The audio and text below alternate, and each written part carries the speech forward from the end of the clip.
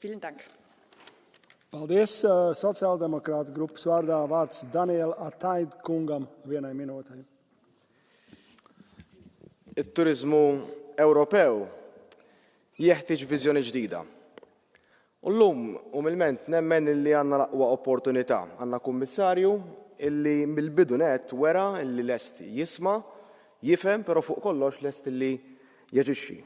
Walakin sellimlu. Il-turizmu mhuwiex biss btala jew destinazzjoni, huwa dwar ix-xogħol, in-negozji u l-komunitajiet illi jiddependu fuqu.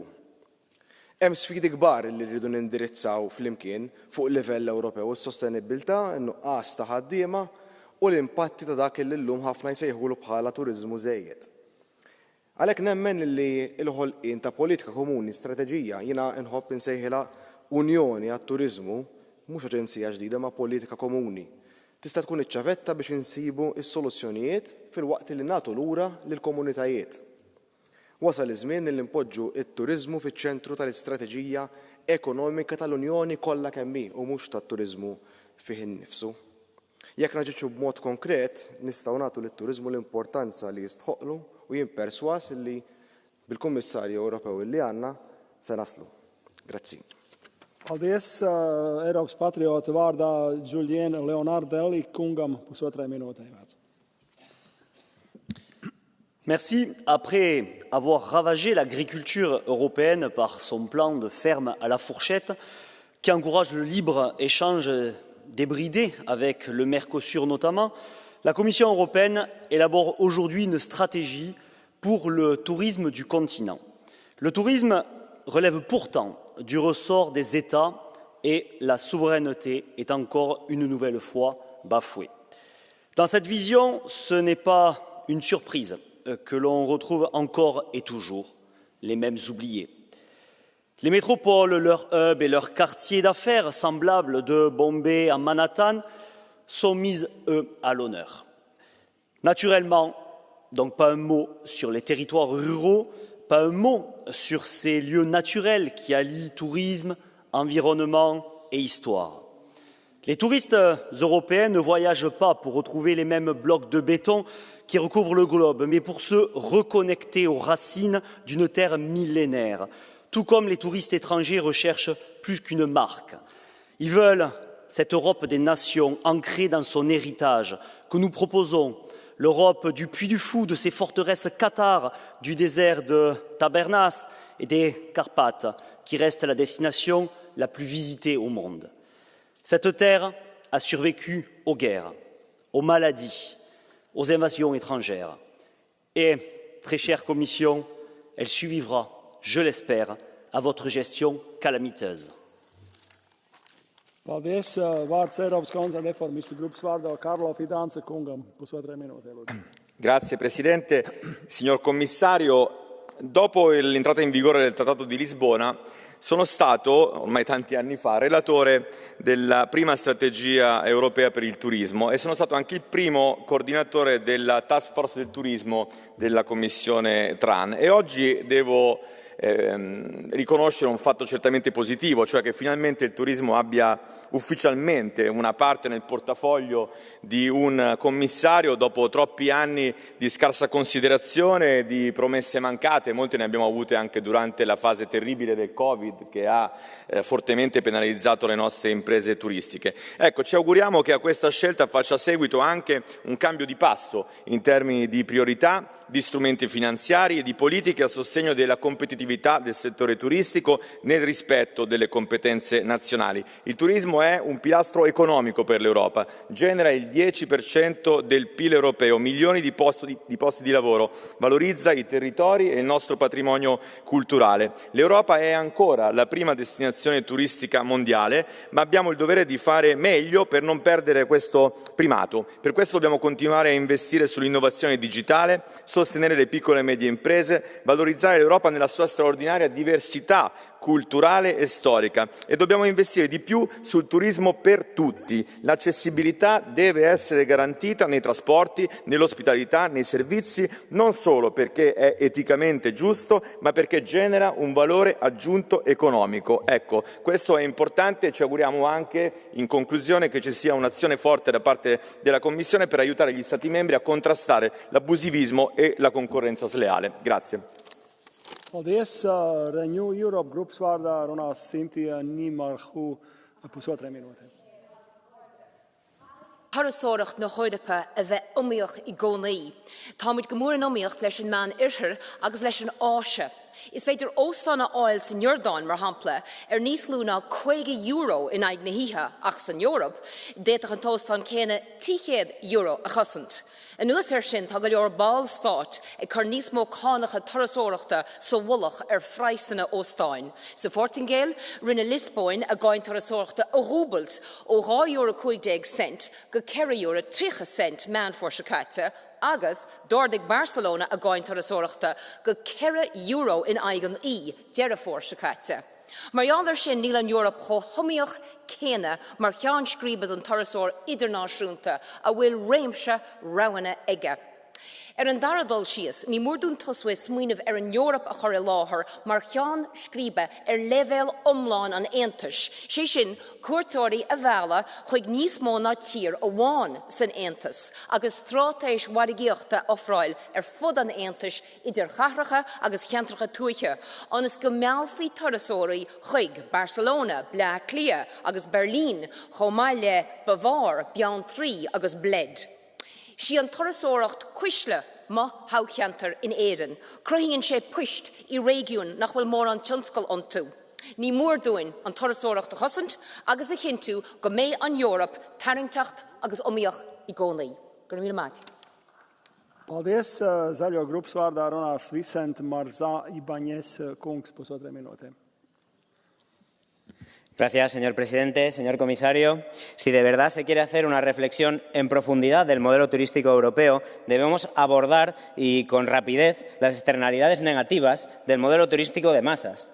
Y lo tenemos que hacer por una cuestión social, porque la presión de los alquileres turísticos de corta duración está teniendo sobre el acceso a la vivienda, sobre el derecho al acceso a la vivienda, es insoportable. Tenemos barrios enteros que están siendo abandonados por sus habitantes porque no pueden asumir, porque no pueden pagarse una casa por la presión de las empresas que se dedican, algunas de ellas de forma ilegal, a los apartamentos turísticos. Hay que poner coto de forma valiente a esta situación. También desde el punto de vista de la estructura económica. Aquellos territorios que tienen mayor dependencia del monocultivo turístico son territorios que tienen peores condiciones laborales, que son más desiguales. Por eso tenemos que hablar también de condiciones laborales del sector turístico, de mejoras salariales y también de la dependencia del monocultivo turístico que hay en algunas zonas y que no aporta precisamente cosas positivas a la estructura económica de nuestros países. Y por último, desde el punto de vista medioambiental, tenemos que abordar de forma clara y contundente la aportación que está teniendo el sector turístico a la aceleración del cambio climático, la afectación del cambio climático en el propio sistema turístico. Y no nos vale hacer greenwashing con etiquetas de sostenibilidad, por ejemplo, al sector de los cruceros, que contamina solo con los cruceros más que 1000 coches. Por lo tanto, tenemos que abordarlo de forma valiente y esperemos que así sea en esta nueva comisión. Gracias. Paldies. Kreiso grupas vārdā runās Elena Kontora kundze, 1 minūte. Lūdzu. Κύριε Επίτροπε, για να διατηρήσει η Ευρωπαϊκή Ένωση τα επόμενα χρόνια τη θέση του κορυφαίου παγκόσμιου τουριστικού προορισμού, οφείλει να επαναπροσδιορίσει τη στρατηγική της για τον τουρισμό, θέτοντας στον πυρήνα της μια ολιστική προσέγγιση βιώσιμης ανάπτυξης για την κοινωνία, την οικονομία και το περιβάλλον. Ο στόχος για βιώσιμη τουριστική ανάπτυξη δεν μπορεί να υλοποιηθεί εάν δεν αναθεωρήσουμε άμεσα τις πολιτικές, τους μηχανισμούς και τα ευρωπαϊκά χρηματοδοτικά προγράμματα για ανθεκτικότητα απέναντι στη βίαιη κλιματική αλλαγή που εκδηλώνεται με ολοένα και μεγαλύτερη ένταση. Είναι επίγουσα ανάγκη να θέσουμε ως προτεραιότητα την άμεση δημιουργία βιώσιμων ανθεκτικών και ασφαλών υποδομών στο 2030 και να δημιουργήσουμε καλύτερες συνθήκες εργασίας για τους εργαζόμενους στον τουρισμό. Να θεσπίσουμε άμεσα ένα σύστημα παρακολούθησης επιδόσεων βιωσιμότητας και πιστοποίησης βιώσιμων τουριστικών προορισμών, να αποκτήσει ο τουρισμός ξεχωριστή γραμμή προϋπολογισμού και να συσταθεί επιτέλους ο Ευρωπαϊκός Οργανισμός Τουρισμού που απαιτείται για καλύτερο συντονισμό, καλύτερη συνοχή, με απτά αποτελέσματα έτσι ώστε το brand Ευρώπη να είναι παγκόσμιο πρότυπο βιώσιμου τουριστικού προορισμού. Σας ευχαριστώ. Paldies. Vārds Suverēna Nācija Eiropa grupas vārdā Zigbert Frank Droze kungam 1 Minūte. Herr Präsident, Herr Kommissar, meine Damen und Herren! Es vergeht kaum ein Tag, wo die Kommission nicht eine Vision hat, nun auch zum Tourismus. In der Europäischen Agenda für Tourismus 2030, so der sperrische Titel, ist vor allem vom grünen Übergang, vom Ökosystem Tourismus die Rede und so weiter und so fort. Dabei fühlt sich die EU berufen, zum Beispiel zu bestimmen, wie lange kurzfristige Vermietungen sein dürfen unter Punkt 15, oder es gibt Sensibilisierungsmaßnahmen für den grünen Wandel unter Punkt 20.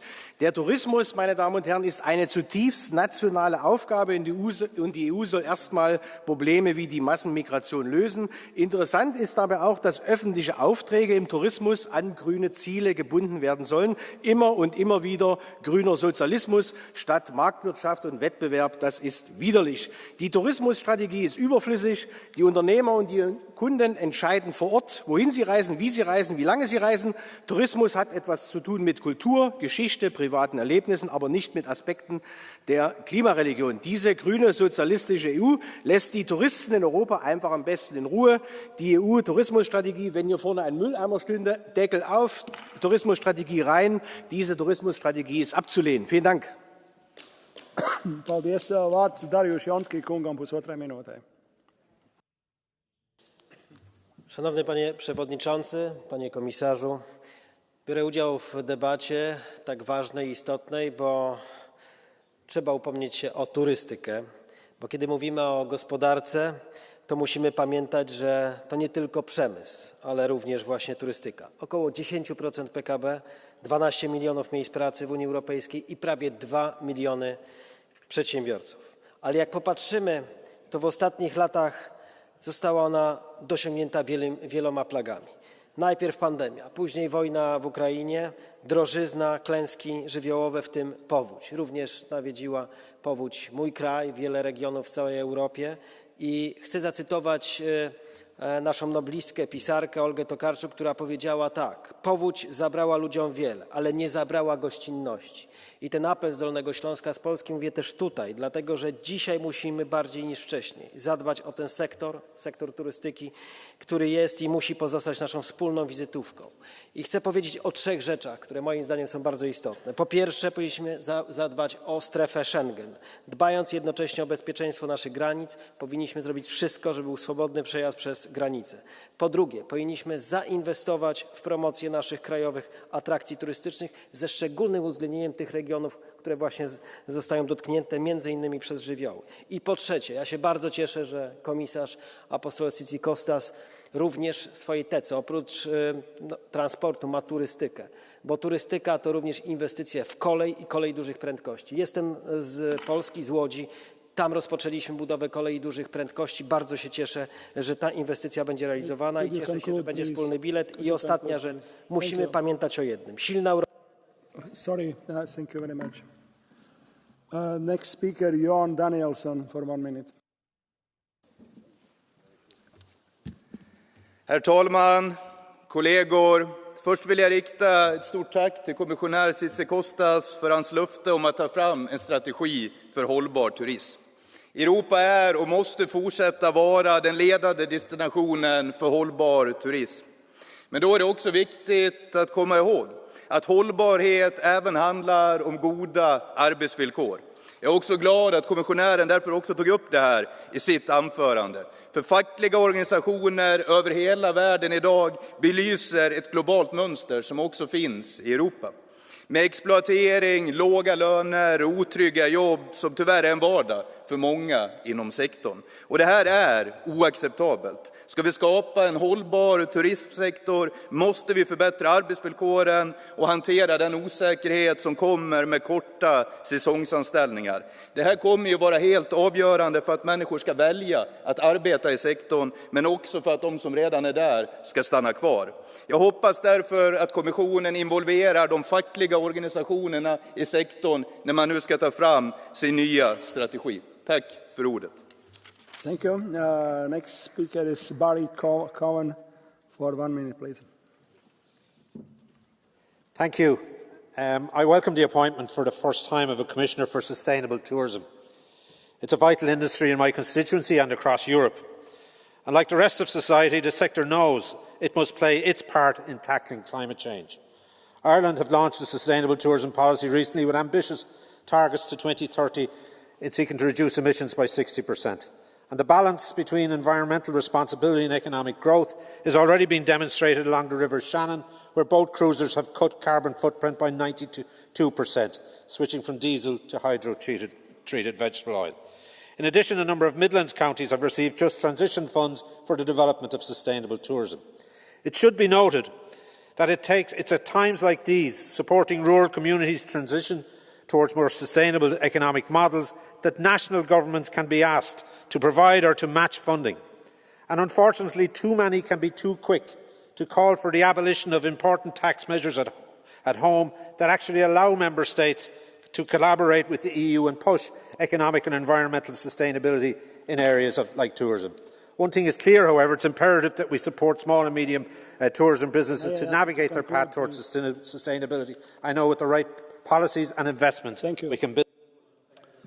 Thank you very much. Next speaker, Jaume Asens Udra for 1 minute.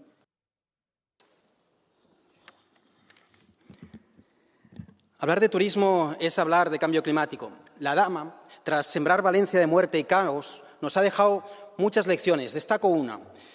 Debemos respetar la naturaleza, somos vulnerables. Eso implica, como mínimo, revisar un modelo de turismo insostenible que contamina, que destruye, dejar de llenar de cemento nuestras costas, pero sobre todo las zonas inundables, los tramos finales de los ríos, ir en la dirección contraria que va a la derecha o incluso el Partido Socialista en España, en Cataluña, con propuestas como la ampliación del aeropuerto del Prat en Barcelona. Comisario, señorías, escuchen las advertencias de la Comisión del 2021 sobre ese asunto. Escuchen lo que ha dicho el Tribunal de esta ciudad, de Estrasburgo, sobre las responsabilidades de los gobiernos por inacción climática. Y si no, escuchen a la naturaleza. Lo que nos dijo la Dana cuando inundó Valencia o el aeropuerto de Barcelona. El mensaje es claro: menos aviones y cemento, más trenes y árboles. Es una cuestión de supervivencia y quienes no quieran escuchar un consejo, que se busquen un abogado, como tiene que hacer el Partido Popular ahora con la gestión criminal de la Dana, que la Fiscalía está pidiendo investigarles por crímenes. Muchas gracias. Thank you. Next speaker, Maria Kilonen, for yours. Kiitoksia, arvoisa puhemies. Eurooppalaisen matkailun tulevaisuus on rakennettava kestävyyden, osallisuuden ja jatkuvan uudistumisen varaan. Meidät tunnetaan maailmanlaajuisesti turvallisena, kiehtovana ja vastuullisena matkakohteena, mutta tämä asema ei ole itsestäänselvyys, se on ansaittava yhä uudelleen. Nykyajan matkailijat odottavat elämyksiä, jotka kunnioittavat paikallista luontoa ja kulttuuria. He suosivat kestävää matkailua ja valitsevat mahdollisimman pienen hiilijalanjäljen jättäviä kohteita ja palveluita. Tässä EU:n tukemat kestävän matkailun hankkeet ovat olleet avainasemassa. Ne lisäävät elinvoimaa alueilla sekä vahvistavat Euroopan brändiä. Tätä työtä on jatkettava. Geopoliittiset kriisit, kuten Venäjän hyökkäys Ukrainaan, ovat ravistelleet matkailua. Esimerkiksi meillä Suomessa joudutaan etsimään turismin tuomia tulonlähteitä kokonaan muualta turistien kadottua tietyiltä alueilta. Uusiin rohkeisiin ideoihin tarttuminen sekä turvallisuuteen panostaminen ovat tärkeämpiä kuin koskaan, jotta Eurooppa pidetään jatkossakin matkailijoiden ykkösvalintana. Kiitos. Thank you. Next speaker, Arno Bauseme, for 1 minute.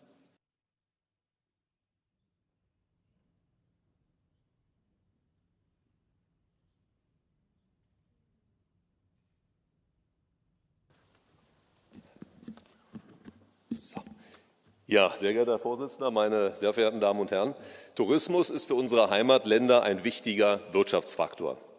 Gerade in wirtschaftlich schweren Zeiten brauchen unsere Bürger und ihre Familien ihren wohlverdienten Urlaub, um Kraft zu tanken. Es ist wichtig, dass so ein Urlaub für jedermann bezahlbar bleibt und nicht nur ein Luxusgut für Reiche oder sich dazu entwickelt für reiche Menschen.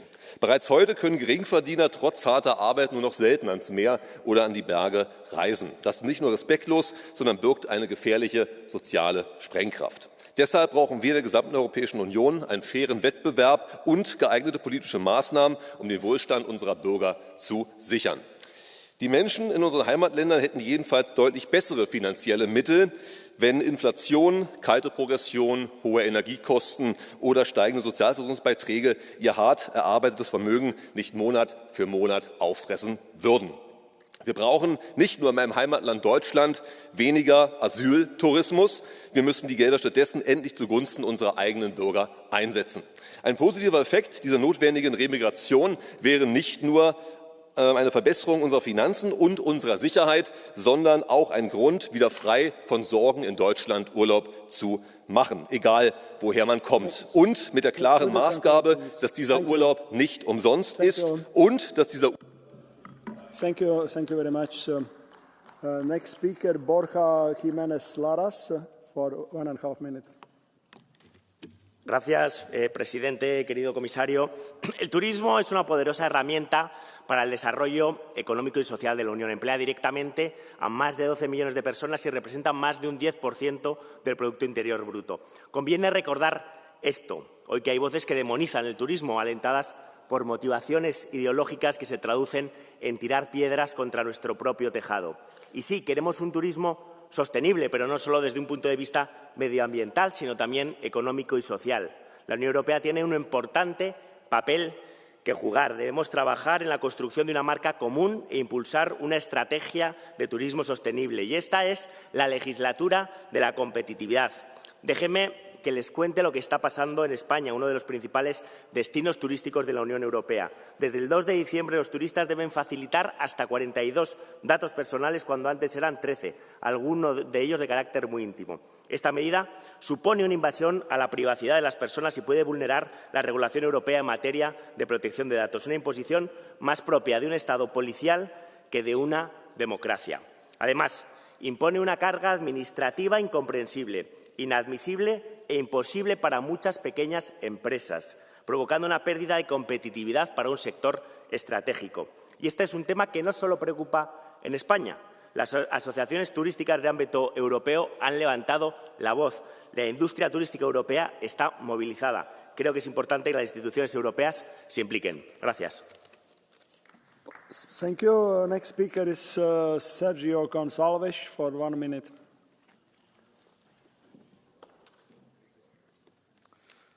Senhor Presidente, Senhor Comissário, a Europa é o continente que mais turistas recebe, foram mais de 700 milhões em 2023, 2 milhões dos quais na minha terra, a Madeira. O turismo traz enormes benefícios económicos e sociais, cria empregos e aproxima culturas e comunidades. Um dos grandes desafios deste setor prende-se com os objetivos de descarbonização que foram fixados em matérias de transportes, em particular para as regiões ultraperiféricas. É fundamental reforçarmos o financiamento europeu para a modernização de frotas e infraestruturas de transporte. Isto é especialmente importante em regiões cuja pequena escala não permite suportar os elevados investimentos necessários e onde não podemos admitir que sejam as pessoas com os menores rendimentos e maior risco de pobreza a pagar o custo da transição verde. Só assim poderemos assegurar a sustentabilidade económica, social e ambiental do turismo e que nenhuma pessoa ou região fique para trás. Obrigado. Thank you. Next speaker is Fernando Barena Arsa for 1.5 minutes, please.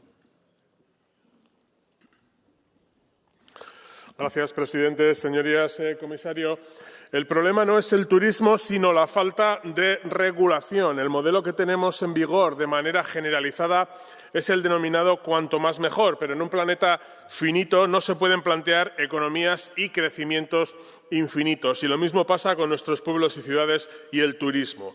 La falta de regulación ocasiona problemas de gentrificación, porque estos barrios y ciudades destino turístico dejan de ser vivibles y los procesos de gentrificación terminan por expulsar a los locales. La clave, una vez más, está en un modelo sostenible de turismo que ponga en la centralidad el bienestar de la ciudadanía que habita los lugares con atractivo turístico. El turismo sostenible está relacionado con la capacidad de carga turística de una comunidad que es limitada y exige que esta actividad esté unida a un entorno físico, económico y social que no resulte perjudicado por su desarrollo. Señorías, hay que gobernar el turismo y las administraciones públicas a todos los niveles deben tener competencias e instrumentos para su regulación. El turismo es un fenómeno global, pero la intervención local es fundamental porque el turismo no incide de igual modo en todos los lugares.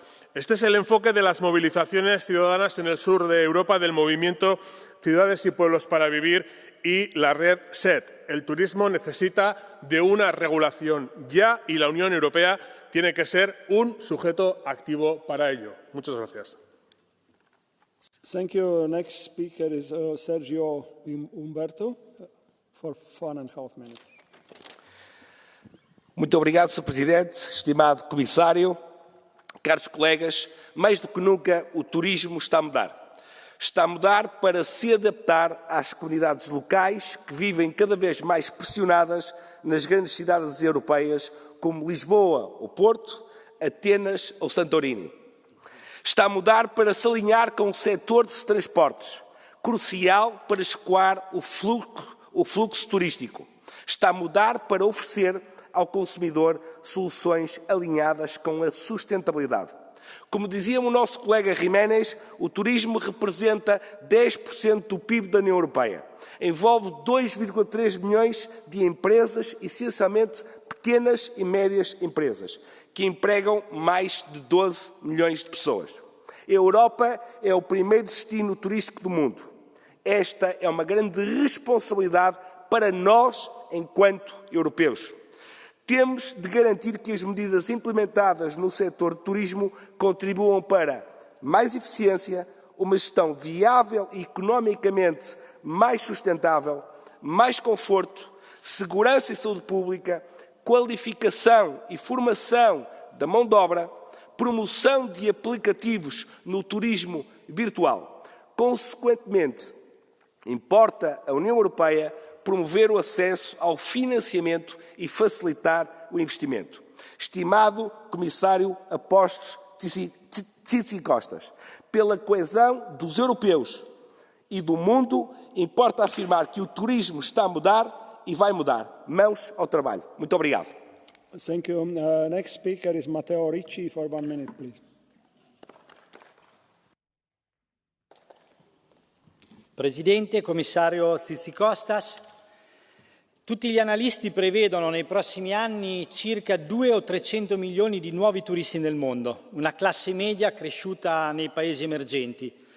E questi nuovi turisti sono fortemente attratti dalla bellezza e dalla cultura europea.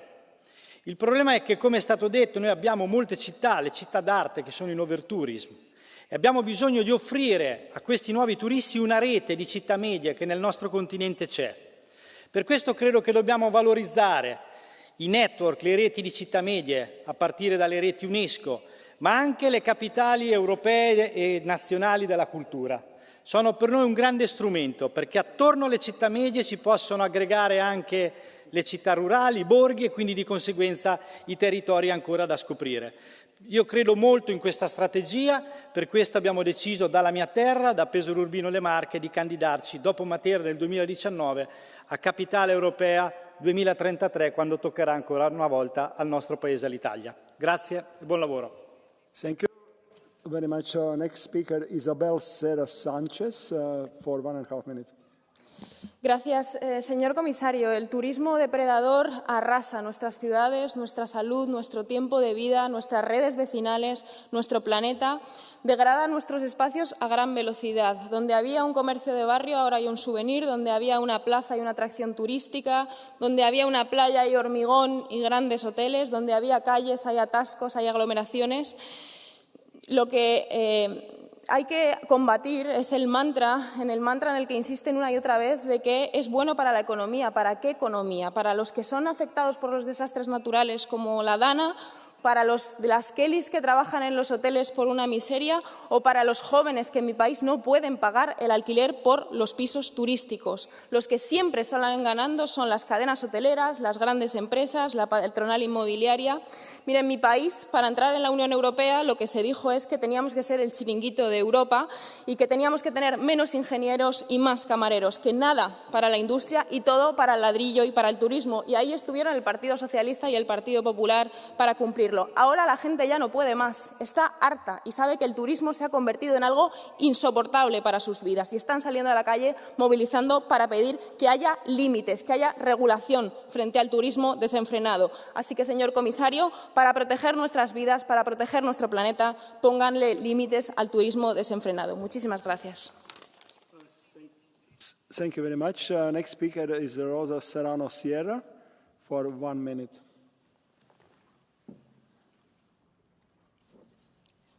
Gracias, presidente, comisario.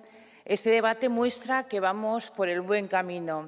El turismo ha ganado protagonismo en la agenda europea y no debemos de perder esta oportunidad. Tras el fuerte impacto del COVID en el sector, este Parlamento pidió más gobernanza europea. Necesitamos más Europa para enfrentar los desafíos y aprovechar las oportunidades de un sector que dinamiza la economía y representa más del 10% del PIB en la Unión Europea. Debemos de consolidar la marca turística de Europa, basada en la sostenibilidad económica, ambiental y social. En mi tierra, en Aragón, la Ley de Turismo Sostenible ha sido lo que ha impulsado el turismo. Comarcas como Sobrarbe, Andorra o Cinco Villas han sido pioneras para equilibrar ese crecimiento económico y también la protección ambiental, promoviendo además la economía local, el empleo y el respeto a las comunidades y a su patrimonio cultural. Señor comisario, como legisladores debemos asegurarnos de que una futura agenda europea de turismo incorpore esas buenas prácticas. Muchas gracias. Thank you very much. So I don't see in the room next speaker, Mr. Mario Furore, and I will give the floor to next speaker, Dario Nardella. The floor is yours for 1 minute. Colleghi, signor commissario, siamo arrivati alla fine di questo dibattito e ci rendiamo conto, siamo tutti d'accordo, che il turismo è un pezzo fondamentale dell'economia europea, con più di 700 milioni di visitatori stranieri che spendono ogni anno più di 800 miliardi di euro. Ma l'Europa non ha ancora un brand e non ha ancora un vero e forte piano strategico. Da sindaco di Firenze e di presidente Eurocities ho imparato che ci sono alcune priorità. La prima, che la Commissione guardi al turismo come settore trasversale, coordinando meglio i programmi. La seconda, che si finanzino progetti sui trasporti e sull'innovazione tecnologica che favoriscano il turismo. La terza, che ci sia un coordinamento con le politiche di coesione per favorire il turismo delle aree interne e rurali. La quarta, che si uniscano investimenti pubblici e privati. E la quinta, che si coinvolgano le comunità locali e regionali in una conferenza annuale. Commissario Tzitzikostas, lei è stato un ottimo presidente del Comitato delle Regioni e ha questa sensibilità grazie anche al portafoglio che unisce trasporti e turismo. Grazie, buon lavoro. Thank you very much. So, colleagues, we have a now catch the eye procedure. I have on my one speaker on my list, Juan Fernando López Aguilar. You have a floor.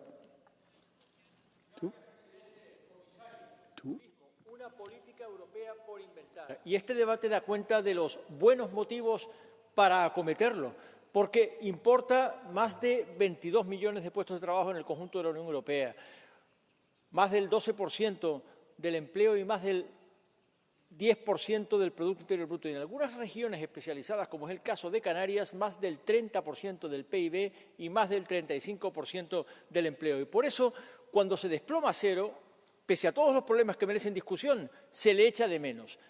En la pandemia tuvimos una resolución estratégica sobre la importancia del turismo exactamente para recuperarlo y propusimos un fondo europeo de garantía de reembolsos, un mecanismo europeo de financiación de políticas de turismo, un fondo de garantía de viajes, además de un marco europeo de derechos de los trabajadores del sector turístico, que importan muchísimo, pero sobre todo una agencia europea del turismo para garantizar planificación y sostenibilidad social y medioambiental. Agencia europea a la que, por cierto, la Comunidad Canaria presentó su candidatura como su sede.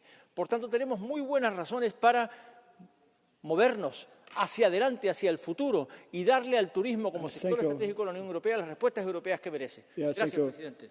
Colleagues, I've been informed that there was no registration, but I will give a floor because it was asked that there could be technical problem. So, Stefan Mussoyu.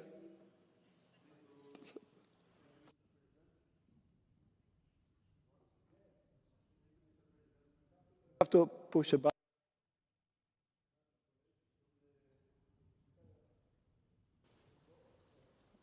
Yes. Mulțumesc, domnule președinte, domnule comisar, dragi colegi. În contextul generat de această declarație, ca membru al Comisiei TRAN, dar și ca cetățean pasionat și preocupat de tot ceea ce presupune acest domeniu, vă propun astăzi să acordăm și mai multă atenție și importanță rolului colaborării regionale pentru atingerea acestui deziderat. Cooperarea între țările vecine pentru promovarea comună a destinațiilor din anumite regiuni poate fi fructificată și mai bine. Ține de noi toți să facem uz de toate instrumentele pe care le presupune turismul transfrontalier. Putem exploata gama rutelor tematice europene, culturale, cuprinse în patrimoniul UNESCO, culinare sau viticole. Aceste tipuri de trasee se dovedesc din ce în ce mai atractive pentru turiștii interni și internaționali. De asemenea, conectarea lor printr-o rețea unitară de drumuri ar facilita și transporturile curente, dar și turismul. În România, guvernarea actuală social-democrată, prin intermediul Ministerului Transportului, a accelerat exponențial construcția de autostrăzi și Bulgaria continuă investițiile, la fel și țările vecine aflate în etapa de preaderare. Așadar, premizele creșterii turismului devin din ce în ce mai favorabile, inclusiv pentru unele zonele mai puțin accesibile. Domnule comisar, aveți un plan ambițios în privința turismului și transportului european. Thank you very much. So we are closing catch-the-eye procedure, colleagues, and now I would like to ask to take a floor for the Commission, Commissioner Tzitzikostas. Commissioner, the floor is yours.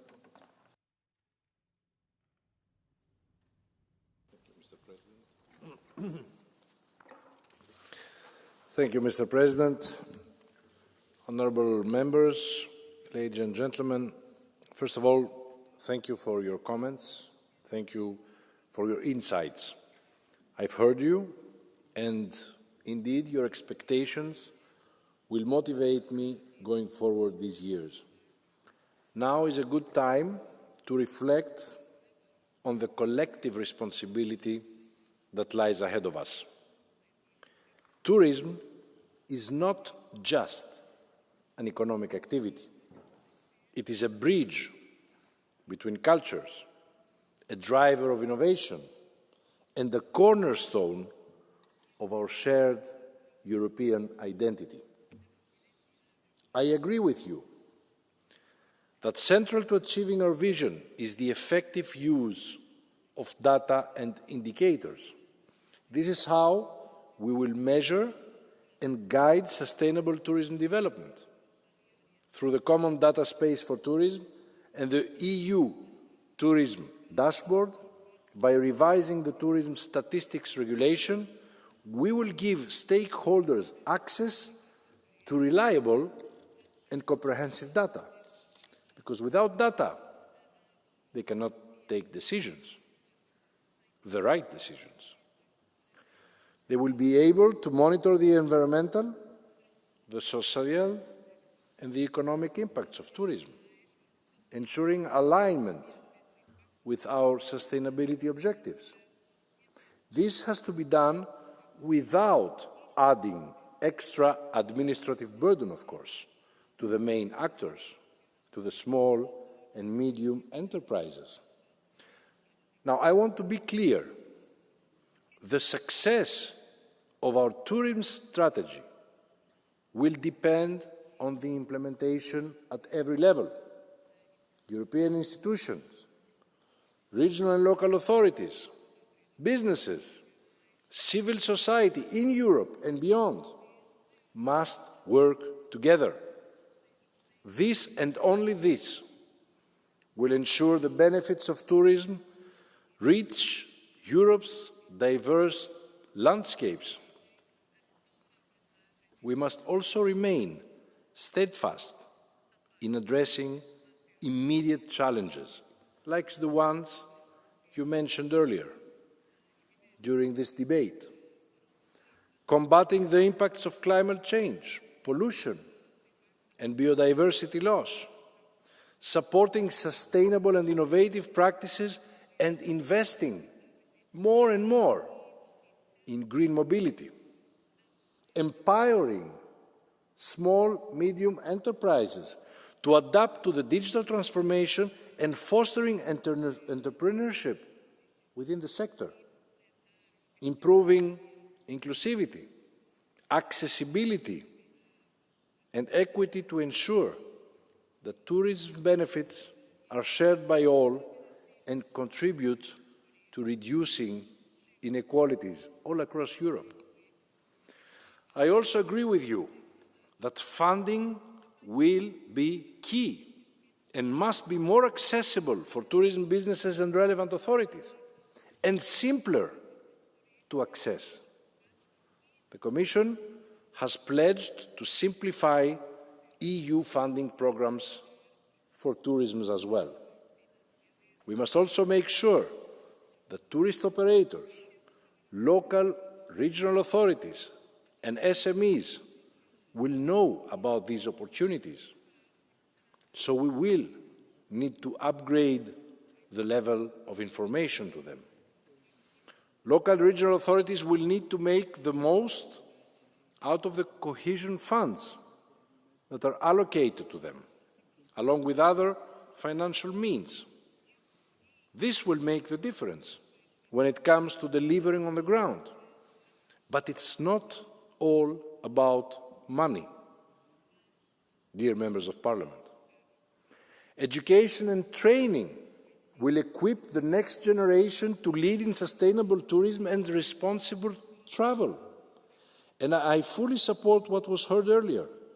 Structured debate with civil society and local communities representatives, including the share of the best practices, can also help.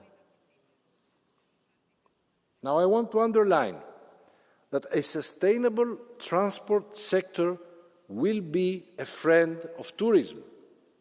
I am committed to ensuring that the missing sections of the Trans-European Transport Network are indeed in place by the agreed deadlines, putting forward a plan for an ambitious Europe high-speed rail network to pursuing a sustainable transport investment plan by 2025, and at the same time addressing critical areas such as electrification, sustainable fuels, and, of course, infrastructure development, without which we will never be able to reach our goals.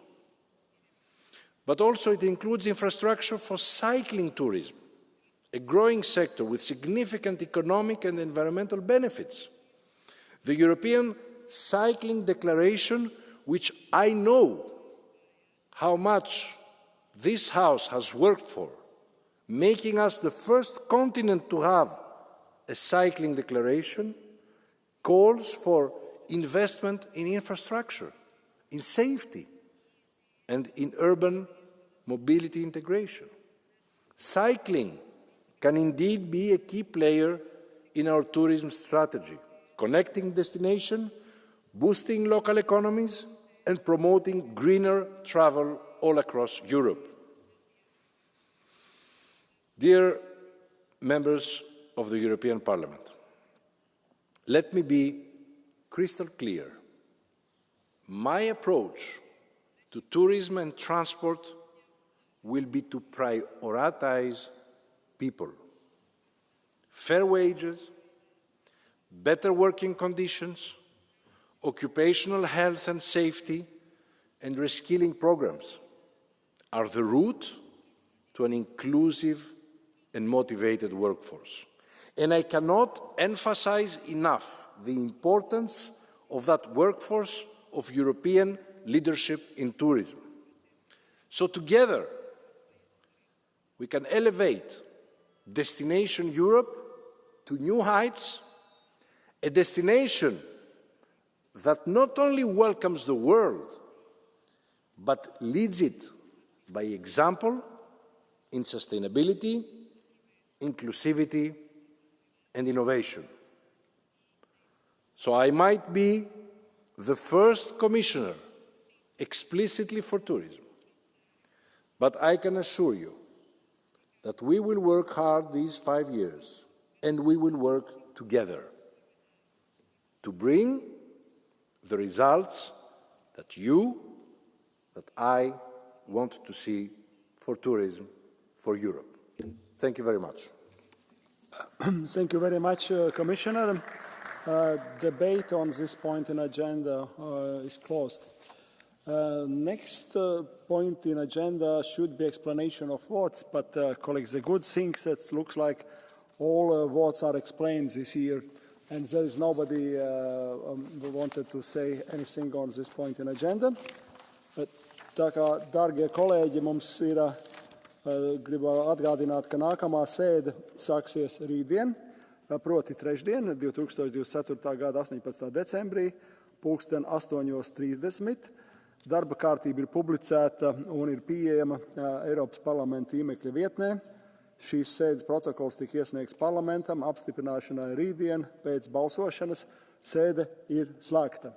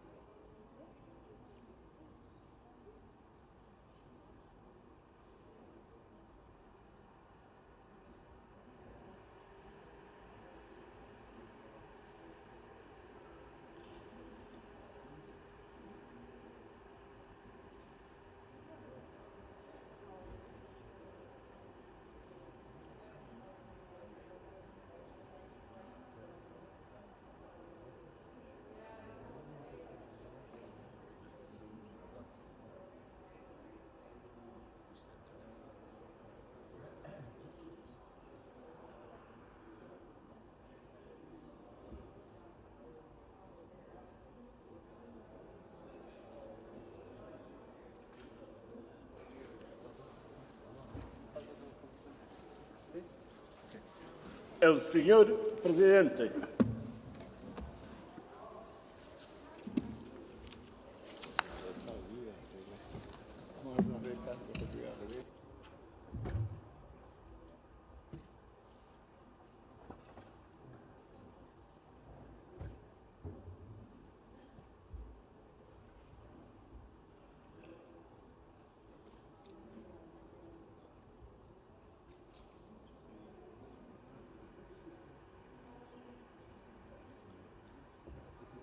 Is open. Next item on the agenda is a statement by the Vice President of the Commission, High Representative of the Union for Foreign Affairs and Security Policy, topic of the Syrian regime as geopolitical implications and the humanitarian situation in the region. Welcome, Madam Kallas, to this House.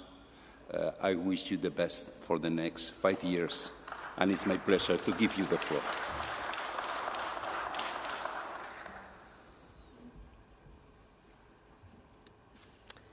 Dear President, honourable members, it's really a pleasure to be here, to see the plenary from this side. It is with a sense of cautious optimism that I address you today as we witness a historic turning point in Syria. The fall of the Assad regime marks the beginning of a new chapter for the Syrian people and a broader Middle East.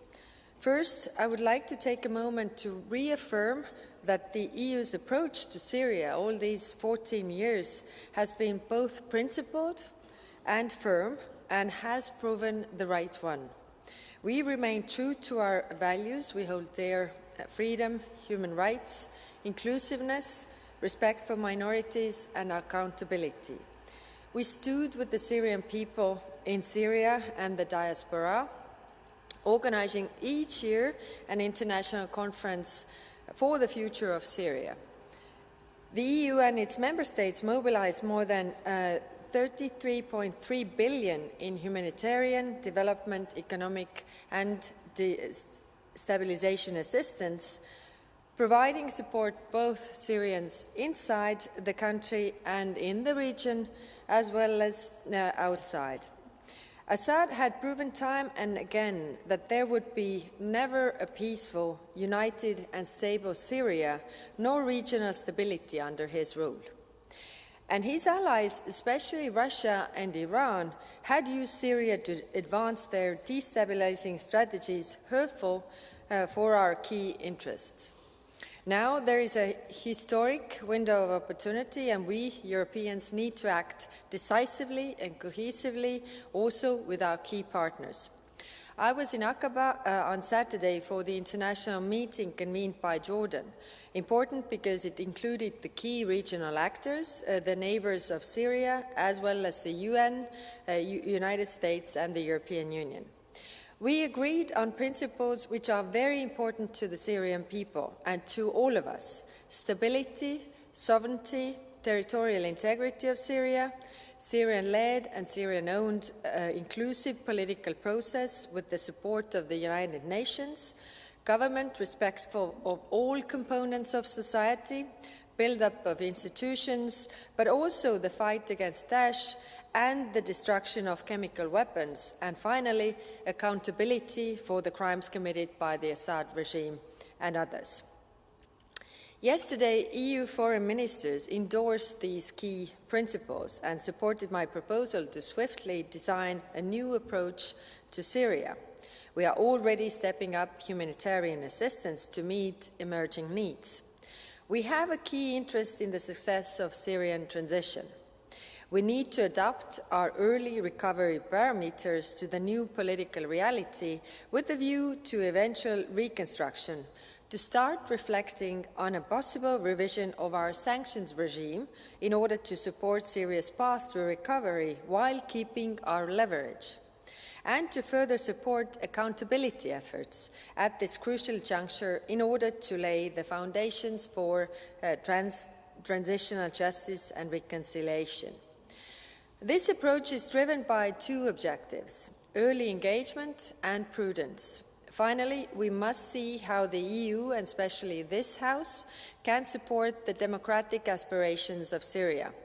Earlier this year, in May, over 600 Syrian civil society representatives met in the European Parliament in Brussels for the Syria Conference.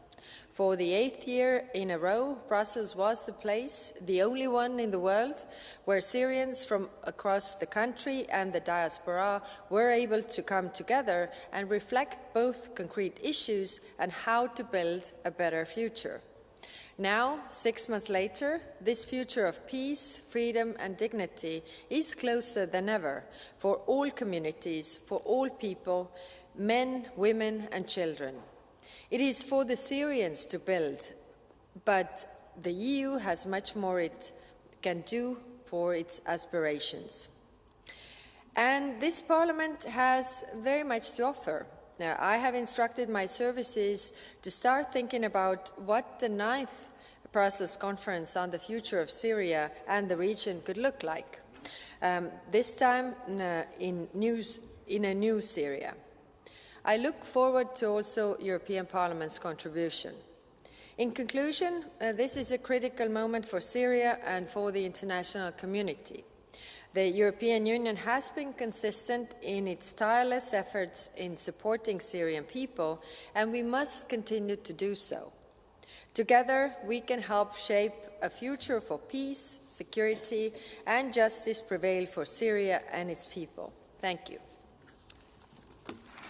Thank you very much, Madam Kallas. First place, on behalf of the EPP Group, Mr. Galler, you have the floor.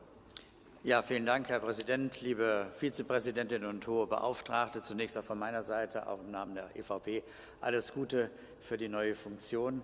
Sie werden bei den großen Fragen, wo wir hier einen breiten Konsens haben, auch unsere Unterstützung haben. Ich denke, wir haben hier eine Situation, wo wir wirklich gemeinsam mit den Syrern erleichtert sein können, dass das Ende eines der brutalsten Regime, das die Welt gesehen hat, erreicht worden ist. Es ist auch festzustellen, dass es eine strategische Niederlage für Russland und den Iran ist, diese spezifische Terrorachse in Syrien, wo wir gesehen haben, dass die russische Luftwaffe in den vergangenen Jahren dort die Städte zusammengebombt hat, so als Auftakt und Test für das, was später in der Ukraine gefolgt ist. Ich stimme Ihnen zu, was Sie als Aufgaben jetzt dargestellt haben. Es ist auch gut, dass heute zum Beispiel die Kommissionspräsidentin in Ankara ist, um mit einem der Major Player in der Region, mit der Türkei, zu vereinbaren, wie es jetzt in der Zusammenarbeit weitergehen soll. Ich erwarte von der Türkei, dass sie hier nicht mit Bomben antwortet auf diese neue Entwicklung. Ich glaube, dass die syrischen Kurden nicht die Absicht haben, als Rückzugsraum für die PKK zu arbeiten, sondern die haben sich dort sehr gut organisiert, und das sollten wir anerkennen und den syrischen Kurden auch ermöglichen, ihren Beitrag zur Stabilisierung dort zu leisten. Ja, es ist die Zeit schon vorbei, es gäbe noch viel mehr zu sagen. Vielen Dank. Thank you very much, Mr. Galler. On behalf of the Socialists and the Democrats, Mr. Maniatis. Αγαπητοί συνάδελφοι, την περασμένη εβδομάδα η ξαφνική πτώση του Άσαντ, ενός δικτάτορα που αιματοκύλησε τη Συρία, ξάφνιασε τους πάντες και γέμισε ελπίδα τους Σύρους πολίτες. Σε λιγότερο από 2 εβδομάδες, η Χαγιάτ Ταχρήρ και ο ηγέτης της Αλ Γκολάνι βρέθηκαν να ελέγχουν τη Δαμασκό και την πλειοψηφία της χώρας. Όμως κανείς αυτή τη στιγμή δεν μπορεί να είναι σίγουρος ότι η αλλαγή αυτού του καθεστώτος θα οδηγήσει πράγματι σε μια δημοκρατική, συμπεριληπτική και ανοιχτή Συρία και όχι στην αντικατάσταση ενός αιμοσταγούς καθεστώτος με ένα καινούριο.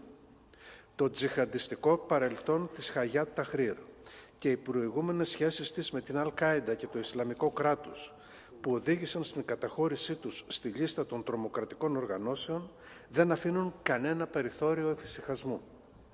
Ήδη τα πρώτα δείγματα είναι πολύ ανησυχητικά, με την νέα μεταβατική κυβέρνηση να απέχει πολύ από το να είναι συμπεριληπτική. Δεν πρέπει να αφήσουμε τη Συρία να μετεξελιχθεί σε ένα δεύτερο Αφγανιστάν στα παράλια της Μεσογείου. Ούτε να επιτρέψουμε την επανεμφάνιση του Ισλαμικού κράτους.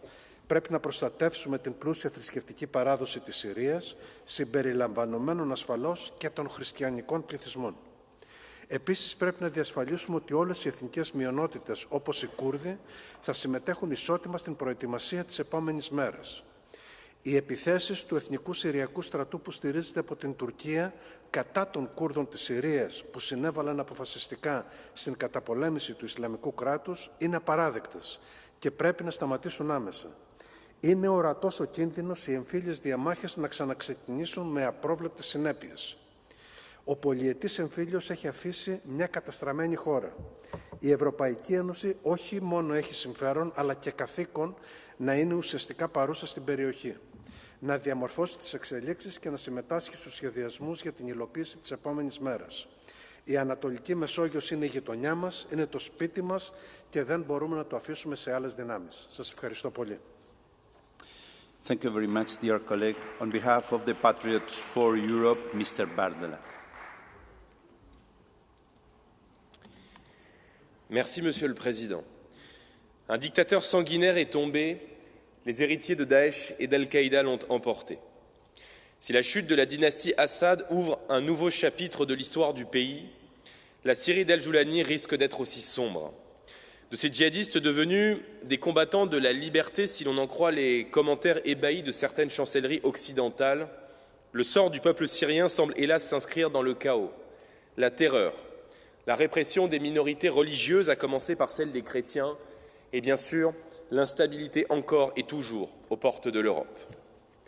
L'islamisme, si tant est qu'il faille le rappeler dans cet hémicycle, est un monstre qui n'a de cesse de prospérer en Afrique, au Moyen-Orient, en Europe, ou de la Seine-Saint-Denis à Molenbeek, en passant par Rotterdam, il installe chaque jour davantage ses réseaux, ses militants et ses relais.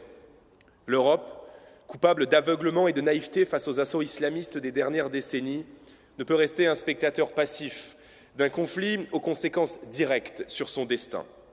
Si un régime islamiste parvenait durablement au pouvoir en Syrie, une nouvelle crise migratoire pourrait surgir, et avec elle le risque d'attentats sur le sol européen n'en serait que décuplé. Face au péril djihadiste, la priorité de l'Europe, la priorité de nos États reste la protection de nos compatriotes. La suspension du traitement des demandes d'asile, la liberté accordée aux États s'agissant du retour des ressortissants syriens et le renforcement des frontières extérieures de l'Europe sont des leviers d'action parfaitement vitaux pour y parvenir. Il en va de notre sécurité, celle de nos compatriotes et celle de nos États-nations. Merci, Monsieur Bardella. Next speaker, Mr. Bilan, on behalf of the ECR group. Thank you, Mr. President. First of all, let me express deepest condolences to the Syrian people who lost hundreds of thousands of lives during the 13 years of destructive tyranny and bloody retaliation that followed the Arab Spring, orchestrated by Putin's puppet Bashar al-Assad. It is euphemism to say that the change of regime is already having massive repercussions in the regions. Russia's and Iran's failed states are suffering a strategic defeat, and others, regional and global players, are already playing their next hands. Europe must stand prepared to support Syrians in their pursuit of political transition. This includes robust humanitarian assistance, the promotion of inclusive dialogue among all legitimate stakeholders, and the reinforcement of accountability measures for war crimes. In parallel, we must support the new Syrian government capacity building, ensuring that the population can safely remain in their homeland and preventing any further destabilization in the country. And last but not least, we cannot forget about Christians who can be in danger right now. Thank you very much. Thank you very much, dear colleague. On behalf of the Renew Group, Madame Loisson. Merci, Monsieur le Président, Madame la Haute Représentante. Bachar el-Assad est tombé. Le message est fort et il vaut pour tous les dictateurs. Aucun n'est éternel. Il vaut aussi pour tous les régimes qui s'appuient sur une alliance avec la Russie. Vladimir Poutine n'est pas un allié fiable.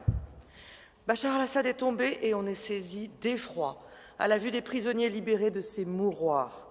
Nous savions, mais aujourd'hui nous voyons ce qu'était la barbarie du régime de Bachar el-Assad. Tous ceux, y compris ici, y compris du Rassemblement national, qui ont serré la main du boucher de Damas, nous font honte. Une nouvelle Syrie est en train de naître. L'espérance se mêle à l'incertitude que des rebelles islamistes épris Damas inquiètent légitimement, notamment les chrétiens de Syrie. Toutes les composantes de la nation syrienne doivent trouver leur place dans la nouvelle Syrie. Que la Turquie s'arroge des pans entiers du pays et bombarde les Kurdes menace la lutte qu'il mène avec nous contre Daesh.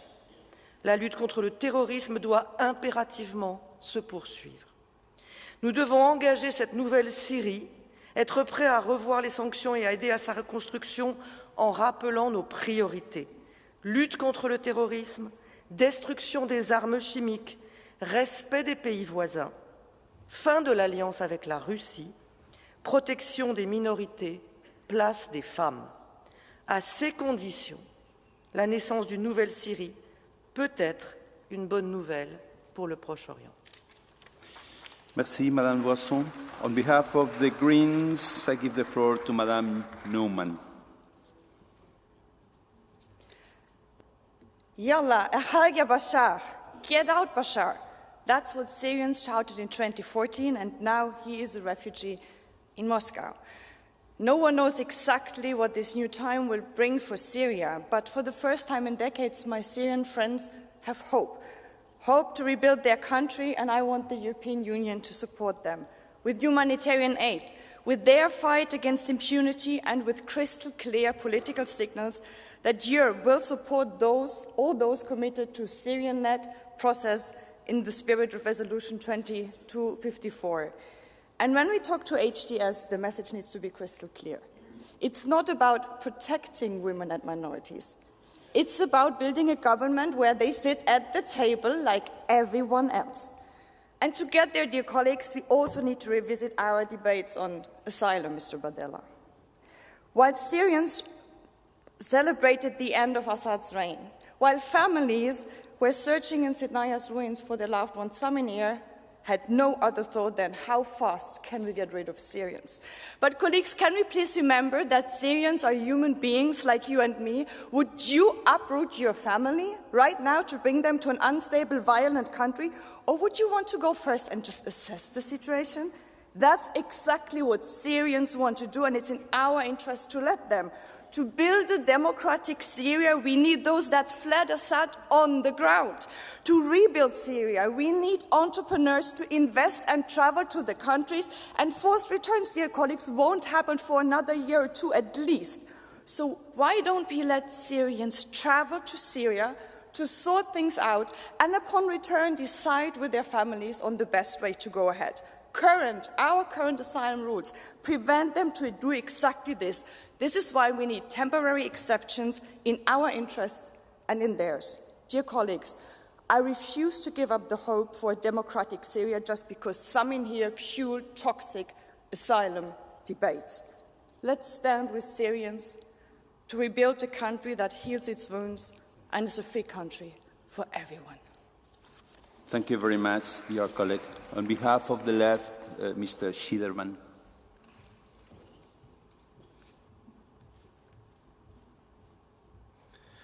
Vielen Dank, Herr Präsident, hohe Repräsentantin. Die Freude über den Sturz Assads und seine feige Flucht in den Schoß seines Kriegskumpels Putin haben wir in den letzten Tagen millionenfach auf den Straßen in Syrien, aber auch in Europa gespürt. Doch die Zukunft Syriens ist offen. Der neue Anführer al-Jolani ist ein mit $10 Millionen Kopfgeld gesuchter Islamist. Seine Miliz, die HTS, wird als Terrororganisation von der UNO gelistet. Und es ist pure rassistische Heuchelei, jetzt darüber zu reden, wie man schnellstmöglich die vor 14 endlosen Jahren Bürgerkrieg geflohenen Syrer zurück ins Ungewisse verschickt. Deutschland hat 1 Million syrische Kriegsflüchtlinge aufgenommen. Viele arbeiten in systemrelevanten Jobs wie dem Gesundheits- und dem Verkehrssektor. Deutschland braucht diese Arbeitskräfte. Es braucht aber auch diese Menschen, die für viele zu Nachbarn und Freunden geworden sind. Die Zeiten, in denen die EU im Nahen Osten eine politische Rolle spielte, sind längst vorbei. Und auch heute ist wieder eine unerträgliche Doppelmoral zum Vorschein gekommen. Das Schweigen der Kommission gegenüber dem seit Jahren anhaltenden völkerrechtswidrigen Krieg der Türkei gegen Kurdistan ist ohrenbetäubend, und ebenso bei der Verletzung des Waffenstillstandsabkommens und der völkerrechtswidrigen Besetzung weiterer syrischer Gebiete durch Israel. Diktator Erdogan, der ungeniert von seinem großosmanischen Reich träumt, arbeitet mit islamistischen Milizen zusammen, die Frauen und Kinder versklaven und in ihrem Vernichtungswunsch gegenüber Kurden und Jesiden in nichts dem IS nachstehen. Und so oft, wie man sie in den letzten Jahren Slava Ukraini hat hören sagen, so oft habe ich mir gewünscht, sie hätten nur einmal Biji Rojava gesagt. Die Kurden haben den IS besiegt. Ihnen sollte unsere Dankbarkeit gehören. Die Türkei muss ihren Krieg gegen Kurdistan sofort einstellen. Die EU muss jetzt die demokratisch autonome Administration in Nord- und Ostsyrien anerkennen und bilaterale diplomatische Beziehungen zu ihr aufnehmen. Das wäre glaubwürdige europäische Außenpolitik. Und wir brauchen jetzt das geschlossene Signal der EU zur Anerkennung eines palästinensischen Staates, denn der Schlüssel zur Befriedung des Nahen Ostens liegt in der Lösung der Palästinenserfrage. Israel muss den Krieg in Gaza und das Sterben und Leiden der palästinensischen Zivilbevölkerung sofort beenden und das humanitäre Völkerrecht einhalten. Die israelischen Geiseln müssen von der Hamas freigelassen werden. Ein sicheres und souveränes Israel braucht ein sicheres und souveränes Palästina an seiner Seite, sonst wird diese Region niemals zur Ruhe kommen. Vielen Dank. Thank you very much, dear colleague. On behalf of the Europe of Sovereign Nations Group, Mr. Ulrich. Kolegovia, pred malou chvíľou som videl šokujúce zábery z Nemecka, kde tisíce sýrskych imigrantov pochodovali cez vianočné trhy a vykrikovali tam Allah Akbar. Ešte raz. Tisíce sýrskych migrantov cez vianočné trhy plné pekných stánkov, vianočných stromčekov, rodičov a detí tešiacich sa na Vianoce. A ja sa vás pýtam, či je toto tá Európa, ktorú chcete, aby sa proste ľudia báli ísť na vianočné trhy. Ale teraz je šanca na zmenu. Hovoríte, že v Sýrii nastupuje demokratická vláda. V poriadku, skúsme to, je najvyšší čas. Tak, ako Európska únia pomáhala tým imigrantom vstupovať na územie Európskej únie, pomôcť im zabezpečiť návrat domov. Všetkým tým mládencom, ktorí vykrikujú v európskych mestách, všetkým tým imigrantom, ktorí nechali svoje ženy a deti vo vojne a ušli do Európy, pomôcť vrátiť sa naspäť. Urobme ešte raz dobrý skutok a pomôžme ich odpratať preč z Európy. Ďakujem pekne. Thank you very much. Now we jump in the second part of our debate. First speaker, Madame Terlac. You have the floor. Dank u, voorzitter, beste collega's, commissaris. Wij kunnen ons geen voorstelling maken van wat voor gruwelijkheden er in Syrië hebben plaatsgevonden.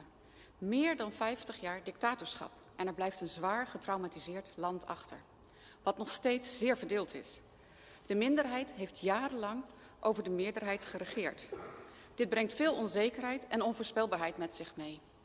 Wij weten niet hoe het nieuwe regime zich zal gaan ontwikkelen, maar we moeten hoopvol zijn en ze een kans geven om deze rechtvaardige staat te ontwikkelen. Voor het nieuwe Syrië moet er een grondwet komen die de verschillende Syriërs rechten geeft. Vrouwen, etnische en religieuze minderheden. De Europese Unie moet zich inzetten om op basis van een rechtsstaat deze steun te bieden. Onderdeel hiervan zou moeten zijn om de diplomatieke banden aan te halen, zoals Frankrijk op dit moment onderneemt om de ambassades in Syrië te heropenen op termijn. Dit is het moment waarop Europa er bovenop moet zitten. Zeker nu al die verschillende landen met minder goede intenties zich in het conflict mengen. Nu is de tijd voor verandering. Wij moeten als Europa diplomatieke banden aanhalen, zorgen voor stabiliteit in de regio en ondersteuning bieden daar waar nodig. Dank u wel. Thank you very much.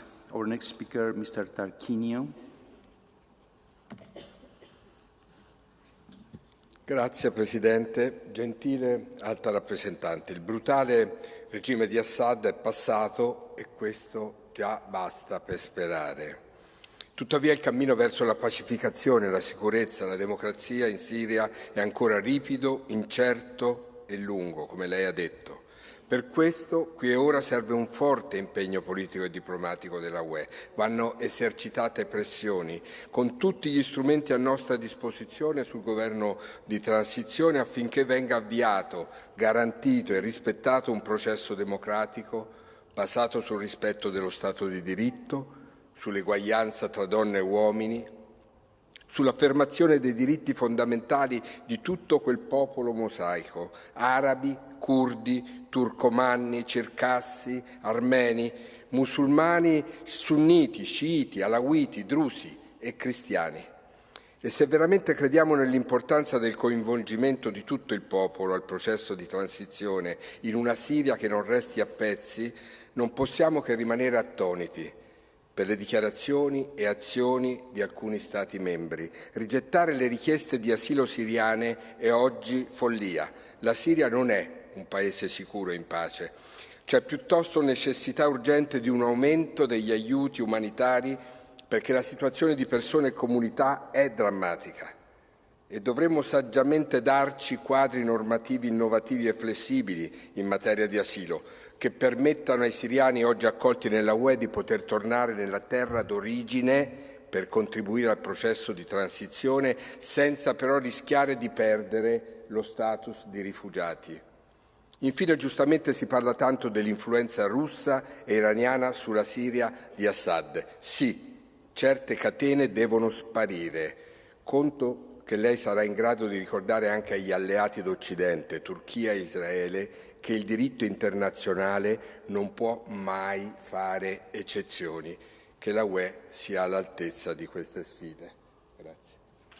Grazie, caro collega. Our next speaker, Mr. Tanger Correa. You have the floor.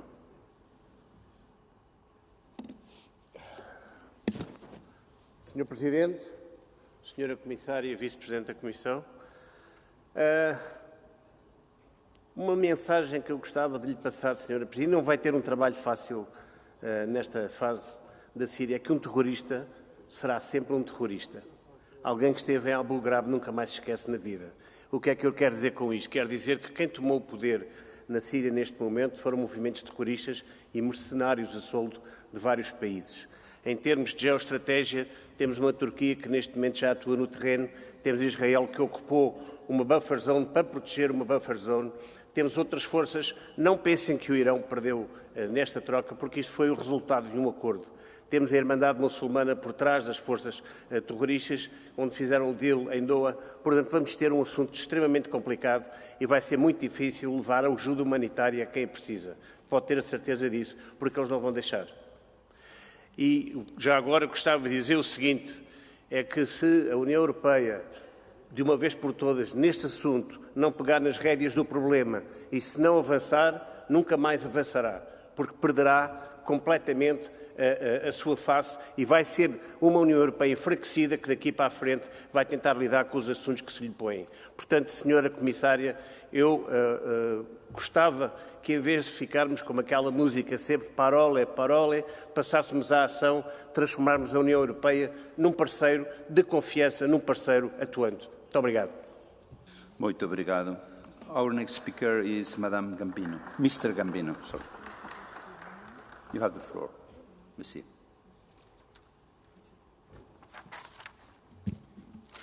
Signor Presidente, Vicepresidente, auguri per il suo nuovo incarico, cari colleghi. La caduta del regime di Assad rappresenta un momento storico cruciale non solo per la Siria, ma per l'intero scenario geopolitico del Medio Oriente. L'Europa ha responsabilità di guidare questa transizione evitando gli errori compiuti in passati sia in Iraq che in Libia, dove la mancanza di una strategia chiara ha lasciato quei paesi nel caos. Oggi è fondamentale ricordare che la stabilità della Siria dipende anche dalla regione circostante, in particolare dalla Giordania, che sta già affrontando conseguenze di questa crisi. La recente dichiarazione della Presidente von der Leyen, che ha espresso pieno sostegno dell'Unione Europea alla Giordania, è un segno tangibile di come l'Europa intende lavorare a stretto contatto con i paesi limitrofi alla Siria, per garantire una transizione politica ordinata in linea con i principi della risoluzione 2254 del Consiglio di sicurezza delle Nazioni Unite. Una Siria instabile è una bomba d'orologeria, non soltanto per il rischio concreto di esplosione della migrazione, ma soprattutto per infiltrazione di gruppi terroristici in Europa e non solo. L'Unione Europea deve garantire con fermezza, facendo e fornendo supporto umanitario e ricostruendo infrastrutture vitali attraverso la Giordania. E sono convinto che con questa Commissione, con questo Parlamento si potrà lavorare affinché questa transizione possa avere il modo più democratico possibile. Grazie. Grazie, caro collega. Our next speaker is Madame Boutmans. You have the floor. Thank you very much, Mr. President. Colleagues, the West has failed to prevent the Syrian tragedy. The West has failed to protect itself and create security for the Europeans.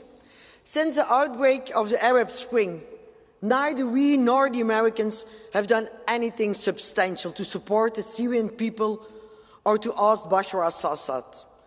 The horrifying images of the Sednaya prison will remain etched in everyone's memory.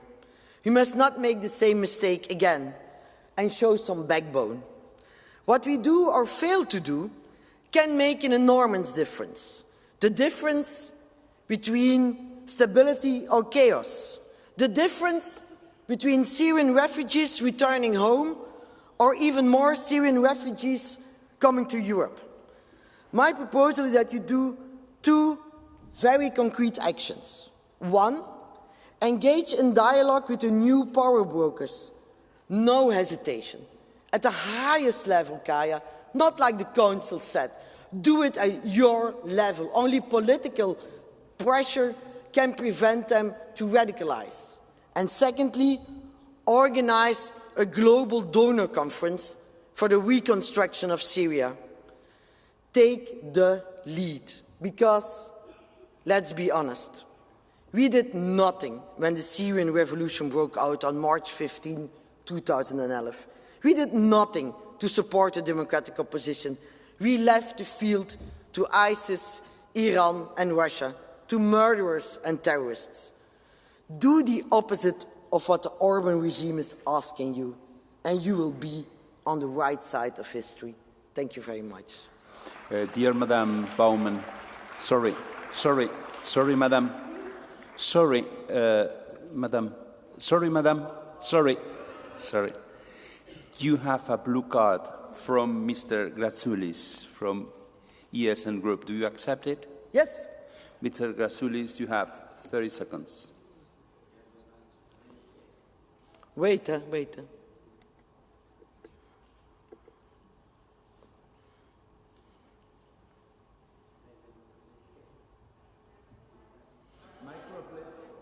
I don't hear you. Įjungęs. Gerbiama pranešėja, ką tik jūs pasakėt, kad Europa mažai padarė, kad būtų nuverstas Asadas. Bet dabar, kada Asadą nuvertė, kažkodėl Izraelis, Amerikos pajėgos ir Europos pajėgos pradėjo bombarduoti kiekvieną dieną Izraelį. Ar čia pagalba dabar tiems, kurie atėjo naujai į valdžią ir nuvertė Izraelį? Asadą žūsta žmonės, vaikai, infrastruktūra griaunama ir Europa tyli. Kaip vertinat šitą situaciją?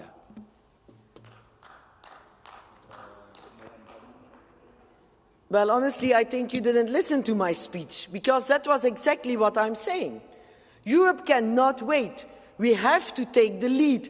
We have to engage with the new people who are in power there and talk to them at the highest political level. Thank you very much. Thank you very much, your colleague. Our next speaker is Mr. Sautori. You have the floor.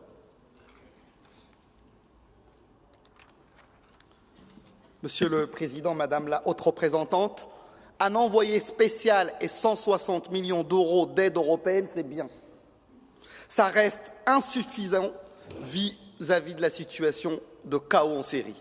On parle d'un pays meurtri par un demi-siècle d'oppression. On parle d'un peuple contraint à l'exil pour échapper à l'arbitraire, à la torture et à la mort. On parle de crimes contre l'humanité qu'il est impératif de documenter pour établir la vérité et les responsabilités. J'invite le pouvoir syrien à faire appel à la justice internationale pour collecter et préserver les preuves. La justice est un prérequis à la paix. C'est aujourd'hui qu'il faut lui garantir les conditions de s'exercer demain dans une Syrie libre et démocratique. Il faut donner toutes ses chances à la transition démocratique et rétablir les relations diplomatiques dès que possible. Notre soutien doit être exigeant en matière de respect des droits humains et en particulier en matière de respect des droits des femmes et des minorités. J'ai une pensée particulière pour la communauté kurde dont le rôle a été déterminant dans la lutte contre l'État islamique. Nous devons protéger le peuple kurde des velléités turques. Nous devons également protéger la souveraineté syrienne des velléités israéliennes. Enfin, nous devons protéger les Syriennes et les Syriens qui sont réfugiés sur nos territoires des velléités de l'extrême droite. Thank you very much. Our next speaker is Mr. Botenga.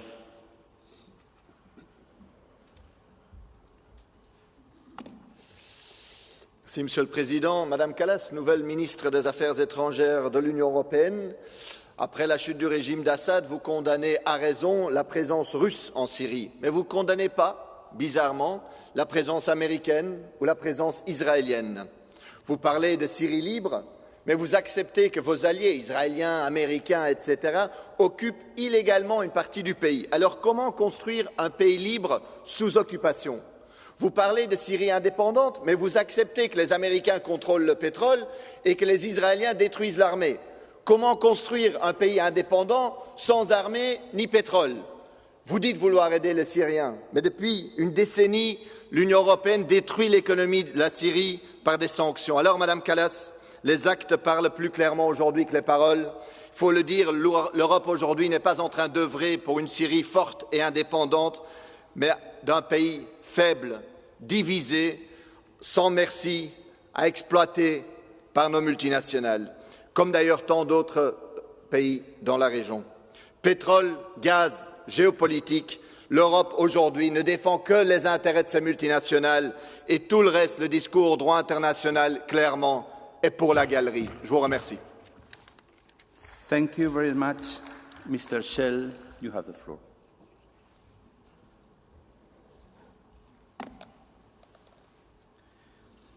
Deutschlands Innenministerin ist besorgt, nach dem Sturz von Assad könnten Islamisten einreisen. Aber Nancy Faeser sorgt sich nicht um die Einreise von Islamisten nach Deutschland. Ihre Sorge gilt der Sicherheit in Syrien. Denn über 1 Million Syrer sind nach Deutschland geflüchtet, darunter zahlreiche Islamisten und Kriegsverbrecher. Im September begann in München der Prozess gegen 3 Syrer, Kämpfer für den Islamischen Staat. In Hamburg steht ein Syrer wegen Verbrechen gegen die Menschlichkeit vor Gericht und in Frankfurt einer, der Jesidinnen vergewaltigt und versklavt hat. Dazu kommen über 100.000 Straftaten im vergangenen Jahr von Syrern begangen in Deutschland. Von Menschen, die von uns ein Haus, eine ärztliche Versorgung und Bürgergeld bekommen. Die deutsche Innenministerin sorgt sich jetzt, dass diese Kriminellen nach Syrien zurückkehren könnten. Mich besorgt eher, dass noch mehr von denen zu uns kommen, nach Deutschland, ins All-Inclusive-Ressort für Terroristen und Kriegsverbrecher aus aller Welt.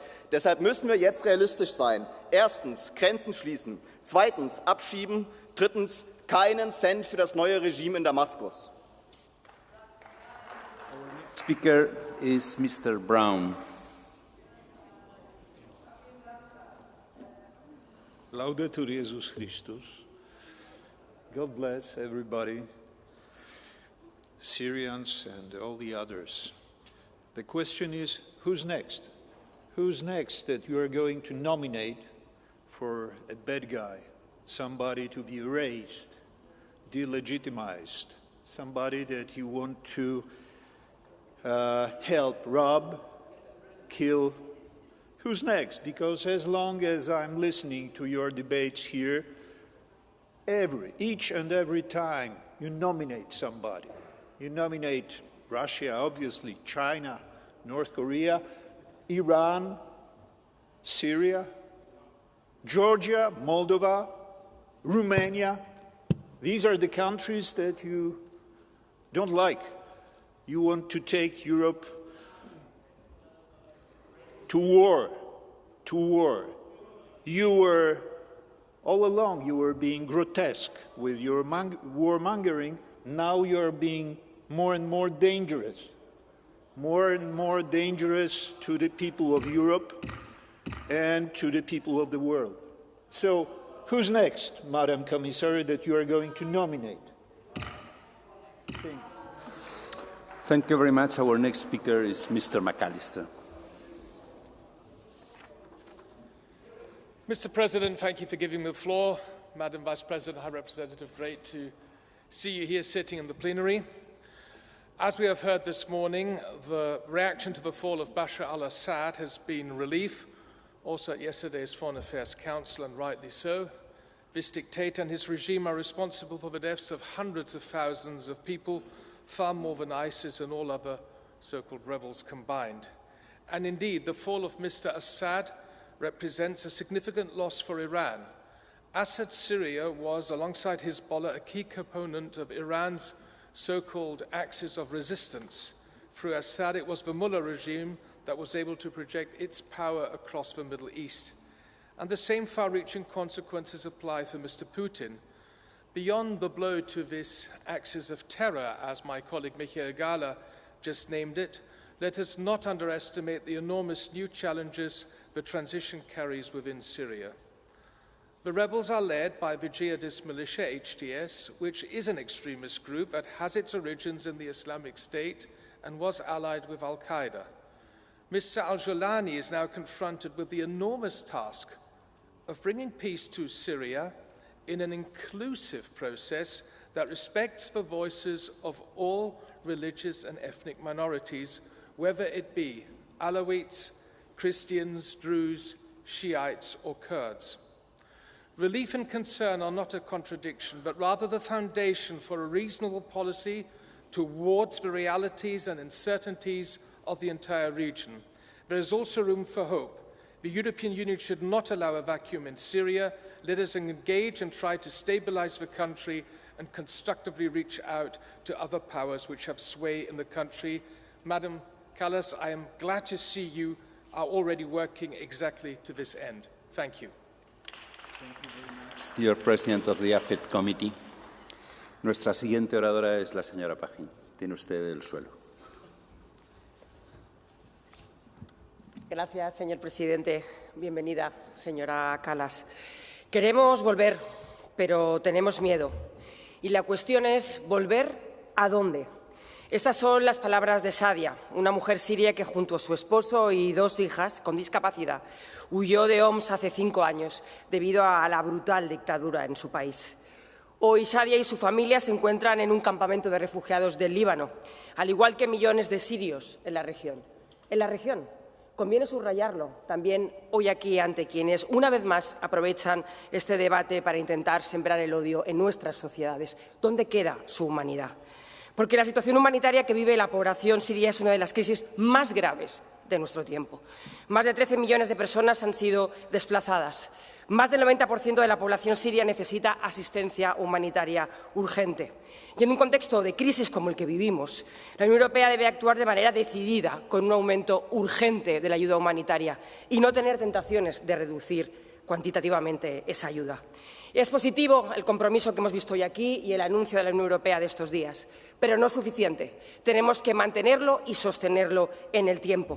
No podemos permitir que la Unión Europea y la comunidad internacional se olvide de otra vez del pueblo sirio dentro de unas semanas o de unos meses. La UE debe trabajar con todas las partes y garantizar un Estado y garantizar un futuro, también el acceso a ayuda humanitaria al pueblo sirio. Es verdad, como decía la presidenta de la Comisión, que se abre un tiempo de esperanza. Pero eso dependerá de si nosotros estamos a la altura. Debemos poner al pueblo sirio en el centro de nuestra acción y humanizar esta crisis, dejar de hablar de números y empezar a hablar de personas.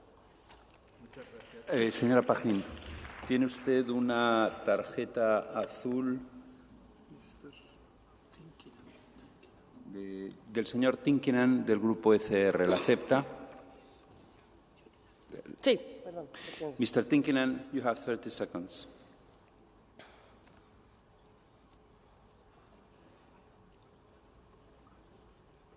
Kiitoksia puheenjohtaja. Hyvä edustaja, kun sota alkoi, kun ihmisiä lähti pakenemaan, niin puhuttiin siitä, että heille pitää tarjota suojaa niin kauan, kun nämä olosuhteet vallitsevat. Ja nyt sen jälkeen, kun tämä Assadin regiimi on kaatunut, niin varmasti moni ajattelee perustellusti niin, että nyt nimenomaan olisi oikea aika sitten palata kotiin. Te sen sijaan puhuitte siitä, että täällä käytetään tilannetta hyväksi vihapuheen edistämiseen. Minun mielestä tämä on ihan realistista puhetta. Oletteko sitä mieltä, että Syyriaa voi rakentaa Syyrian ulkopuolelta? Itse ajattelen niin, että syyrialaiset, jotka palaavat Syyriaan sisäpuolelta, he voivat lähteä rakentamaan, että he tarvitaan rakentamaan Syyriaa. Kiitos. Mr. Tinkinan, señora Pajín. Lo que yo defiendo, señoría, hoy, entonces y siempre, es el acceso a la ayuda humanitaria en igualdad de condiciones de todos los seres humanos. Lo que yo defiendo es la necesidad de dejar de sembrar el odio cada vez que existe un conflicto y de utilizar las tragedias humanas para sembrar odios en nuestras sociedades como ustedes hacen una y otra vez. Dejen ya de aprovecharse de las situaciones realmente devastadoras de los demás. Debemos ser solidarios, debemos construir una nueva esperanza para el pueblo sirio, debemos garantizar la ayuda humanitaria y, lo que es más importante, debemos garantizar un futuro de esperanza para el pueblo sirio. Our next speaker is Mr. Rago. You have the floor. Merci, Monsieur le Président, Madame la Haute Représentante. La chute de la dictature de Bachar al-Assad aurait pu incarner un formidable espoir pour le peuple syrien, mais elle risque d'entraîner dans un chaos encore plus profond. La fin du régime brutal qui a opprimé les Syriens pendant des années a laissé la place aux milices djihadistes, synonymes de terreur et d'obscurantisme. Comment ne pas être horrifié face à une telle situation? Ces hommes, ces femmes, ces enfants, ces minorités religieuses, notamment chrétiennes, voient leur avenir terriblement s'assombrir. La Syrie, terre de richesse culturelle et historique, devient un champ de ruines où l'instabilité et le désordre règnent. Mais avec quelle légèreté, quel aveuglement certaines chancelleries occidentales, dont le Quai d'Orsay en France, se sont empressées de saluer la victoire des rebelles ainsi nommés, alors qu'il s'agit d'islamistes et que l'islamisme modéré n'existe pas. Les exemples passés de l'Iran, de l'Irak ou encore de la Libye auraient dû inviter à plus de retenue et à moins de naïveté. Et attention aux conséquences pour l'Europe. De tels bouleversements provoquent des flux migratoires de masse. La violence et le chaos ne doivent pas être importés sur notre sol. L'Union européenne se doit de réagir avec lucidité et fermeté, tout d'abord en protégeant nos frontières extérieures et ensuite en revenant sur le pacte migratoire européen qui veut obliger à une répartition automatique d'une migration de masse. C'est un devoir envers nos peuples, une garantie de sécurité face aux menaces, mais c'est aussi un appel à agir, à soutenir les forces qui combattent l'islamisme et à protéger les communautés persécutées. Et enfin, il faut que toute demande d'asile soit traitée à l'extérieur de l'Union européenne. C'est aussi une obligation sécuritaire minimale dans le contexte international de grande instabilité que le monde connaît. Je vous remercie. Mr. Giadi, you have the floor.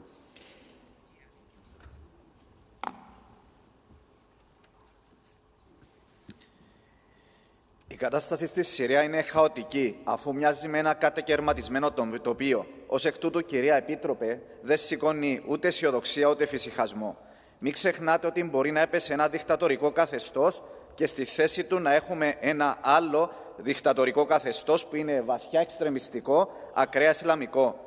Η σημερινή, όπως αποκαλείται, μεταβατική κυβέρνηση του HTS, να θυμίσω, βρίσκεται από το 2014 στη λίστα των τρομοκρατικών οργανώσεων του State Department. Το γεγονός όμως ότι είδαμε σε πολλές ευρωπαϊκές χώρες από την πρώτη στιγμή να ανεμίζουν σημαίες του ελεύθερου Συριακού στρατού που έχει άρρηκτους δεσμούς με το Ισλαμικό κράτος είναι κάτι που προκαλεί ανησυχίες. Πόσο μάλλον για την Κύπρο, αφού πίσω από το νέο καθεστώς βρίσκεται η Τουρκία, που αποδεδειγμένα εργαλειοποιεί το μεταναστευτικό με σκοπό να λιώσει πληθυσμιακά το νησί μας, κρούω τον κόδωνα του κινδύνου. Αφού οι ανησυχίες τόσων Σύρων που βρίσκονται στην Ευρώπη έπαψαν να υπάρχουν, έφτασε η ώρα να επιστρέψουν στη χώρα τους. Ας είμαστε προμηθείς και όχι επιμηθείς. Ας αποτρέψουμε την παράνομη μετανάστευση να λειτουργήσει ως η πέμπτη φάλαγγα μέσα στις ευρωπαϊκές μας πατρίδες. Thank you very much. Madame Strack-Zimmermann, you have the floor. Thank you very much. Hohe Vertreterin, es ist mir eine Freude, Sie heute hier zu sehen. Es gibt auch noch einen Moment des Glücks, als wir gehört haben, dass Assad endlich verschwunden ist, möge er in Moskau sein Glück finden. Meine Damen und Herren, es gehört aber auch zur Wahrheit dazu, zu reflektieren, was Europa in den letzten Jahren gemacht hat, dass überhaupt ein solches Vakuum entstehen konnte und Russland dort eindringen konnte und so brutal Assad unterstützen konnte. Wir kennen ja das Schema Russlands auch in der Ukraine. Es ist eine Chance, die Europa jetzt hat, nämlich auch in Syrien mit Stabilität zu schaffen, weil Stabilität in Syrien auch ein Schutz für Europa ist. Und meine Damen und Herren, wir werden sehen, ob die Islamisten wirklich die Zukunft Syriens sind und nicht wie in Afghanistan hohle Worte und dann unterdrücken sie die Menschen dort weiterhin. Ja, Europa kann präsent sein, wirtschaftlich, humanitär, auch diplomatisch. diplomatisch. Und es können auch die Syrer, die in Europa bereits ihre Heimat und ihre Existenz aufgebaut haben, können auch Brücke und Unterstützer sein. Wichtig aber ist, Europa, die europäische Fahne muss präsent sein. Und ich bin sicher, Hohe Vertreterin, dass Sie die Richtige sind, die eben das Bild Europas letztlich auch zeichnen können. Vielen Dank. Yes, you have one. From Madame de Mirel from the left. Do you accept it? Hier. Madame de Mirel, you have the floor. Wir können Deutsch sprechen. Das machen wir doch gerne. Danke schön, Frau Strack-Zimmermann, dass Sie die Nachfrage erlauben. Ich würde sagen, die vom Krieg gebeutelten Völker Syriens haben die Sehnsucht nach Freiheit, Gleichheit, Demokratie, Frieden und Gerechtigkeit. Und es ist so, dass in Syrien seit Jahrzehnten nicht nur Großmächte wie Russland oder die USA wüten, sondern akut auch Israel bombardiert und die Türkei die Dschihadisten vorschickt gegen die progressiven Kräfte in Rojava, gegen die Kurden. Und die Bundesrepublik Deutschland ist das Land in Europa, vor allen Dingen auch mit einer Beteiligung ihrer Partei in der Regierung, das seit Monaten Waffen liefert, ausnahmslos an Israel und noch stolz darauf ist. Und sie ist das Land, das im Oktober noch mal 250 Millionen Euro Waffenlieferungen genehmigt hat. Frau Strack-Zimmermann, wie wollen Sie so zu einem nachhaltigen Frieden beitragen? Mit Waffen in die Region bestimmt nicht, oder? Vielen Dank, Herr Vorsitzender. Sie redet immer lange, ohne eine Frage zu stellen. Das kennen wir schon. Insofern kann ich Ihnen nur sagen, die Lage ist extrem komplex. Und deswegen muss Europa genau die Rolle finden, die es eben jahrelang nicht ausgefüllt hat. Und dazu gehören alle Beteiligten, die an einen Tisch gesetzt werden müssen. Und einen letzten Satz, weil Sie es ja gerade wieder nicht lassen konnten, den Bogen zu Israel zu schlagen. Israel wurde jahrzehntelang bombardiert von Syrien. Und Israel hat jetzt dafür gesorgt, dass die Giftgasdepots zerstört worden sind und die Luftwaffe dort, damit eben nicht Islamisten in die Hände dessen kommen, was Assad gemacht hat, nämlich Menschen umzubringen. Ich bin optimistisch, dass Frau Kallas die Richtige ist, um sich mit denen an einen Tisch zu setzen, die wir brauchen, und um eben dort für Frieden zu sorgen. Und da sind wir einer Meinung. Die Menschen brauchen Sicherheit, sie brauchen Frieden und sie brauchen die Chance, die wir hier in Europa haben, in Frieden und Freiheit zu leben, egal welche Religion, egal welche Ethnie. Thank you very much, Madame Strack-Zimmermann. Our next speaker is Madame Strick. Hi, Representative, welcome. After 50 years of repression, escalated in a 13 years long brutal war, the Assad regime has fallen. Finally, Syrian citizens have a chance at building a safe and free country, and the EU must do everything in its power to help make that really happen, and also to hold the Assad regime accountable. But we're still far from true celebration. Look at the unstable situation, the unlawful attacks by regional actors, and the level of destruction. Yet EU countries who often take years to decide on asylum claims now rush to premature decisions, freezing asylum examinations and even announcing deportations of Syrians. This is harming Syrian people who cannot return in safety now and are still entitled to protection. But it also sends a dangerous signal to neighboring countries like Turkey and Lebanon.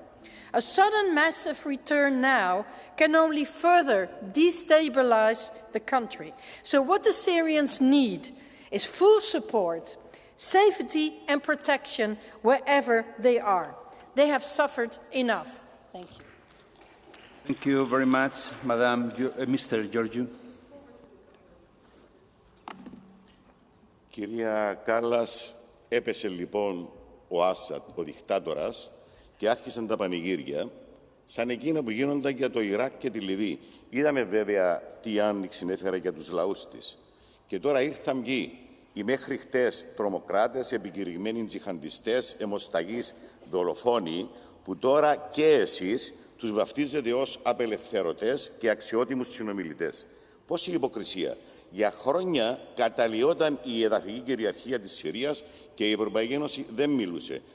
Δεν ήταν βέβαια, βλέπετε, Ουκρανία. Το σενάριο είναι εφιαλτικό.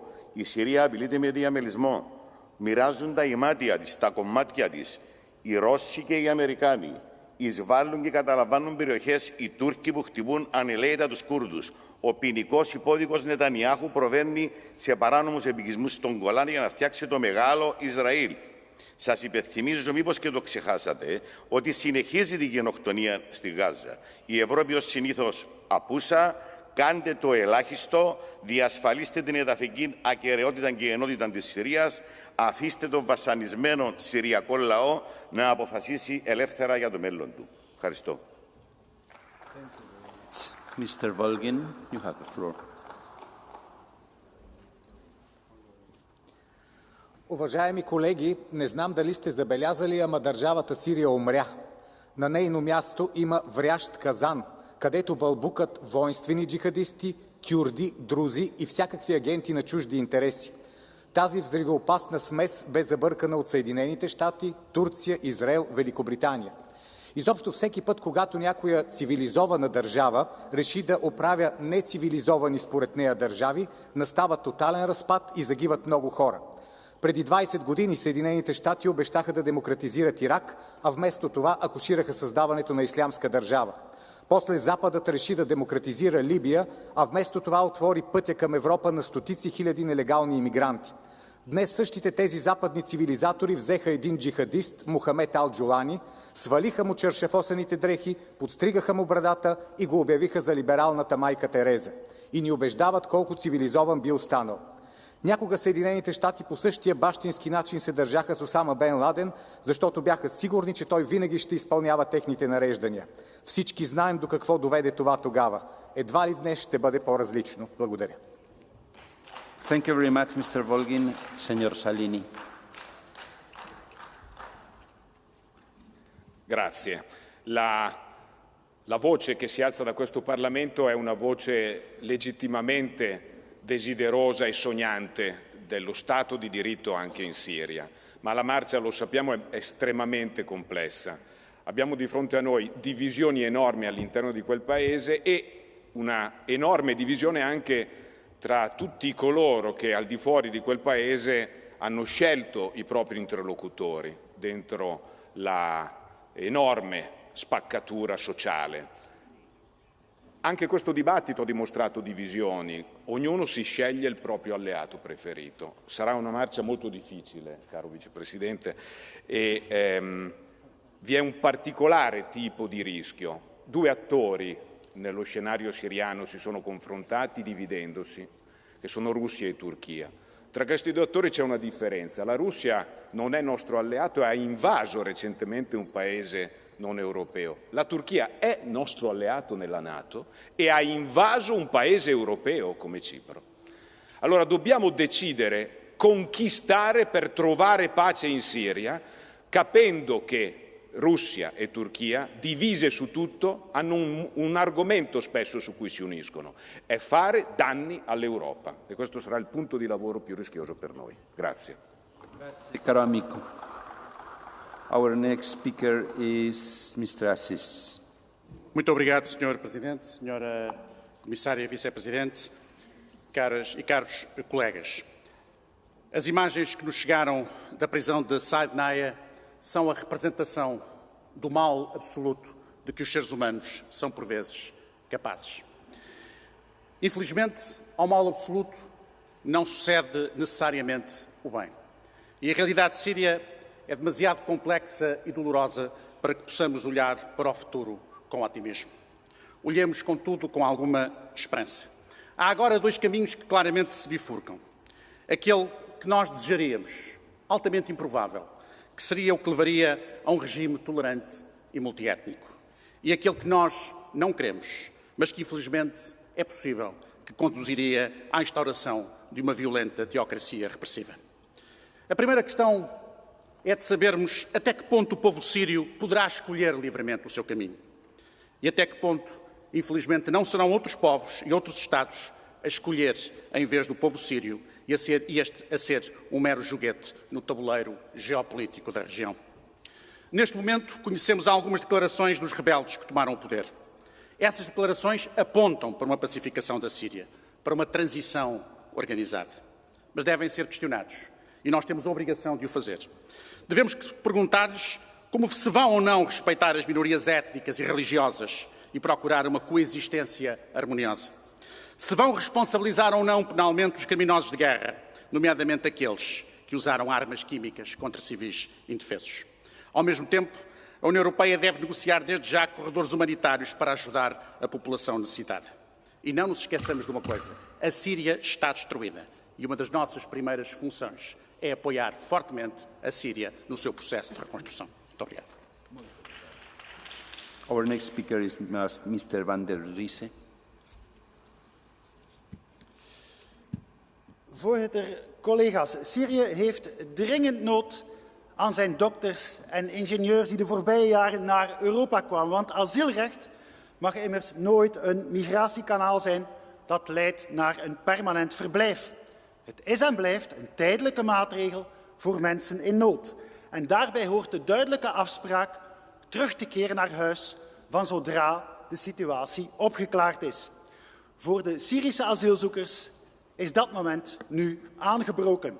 De nieuwe Syrische regering vraagt zelf ook dat die asielzoekers terugkeren. Ze zijn immers noodzakelijk om hun land herop te bouwen. Tienduizenden vluchtelingen die opgevangen werden in de regio van herkomst, doen dat ook en keren nu al te spontaan terug.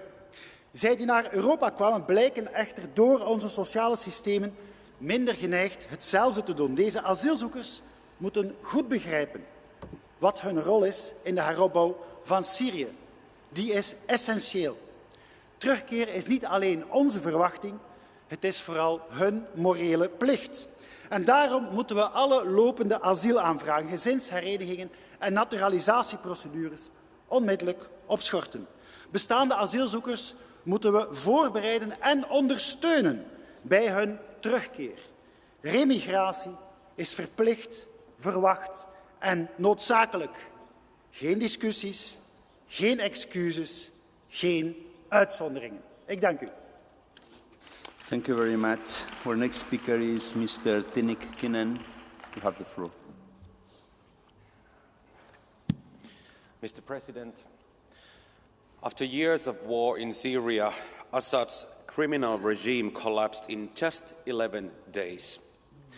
The years have been devastating. Since the start of the civil war, around 4.5 million Syrians have fled to Europe. We have witnessed a massive wave of people making their way to this continent, but now we are in a new situation. Many European countries have already ceased processing asylum applications from Syrians. Some are offering money to Syrian refugees to encourage voluntary returns. Times are changing. Syria might not be anymore a country to flee from. When this is confirmed, what's next? It is time for returns.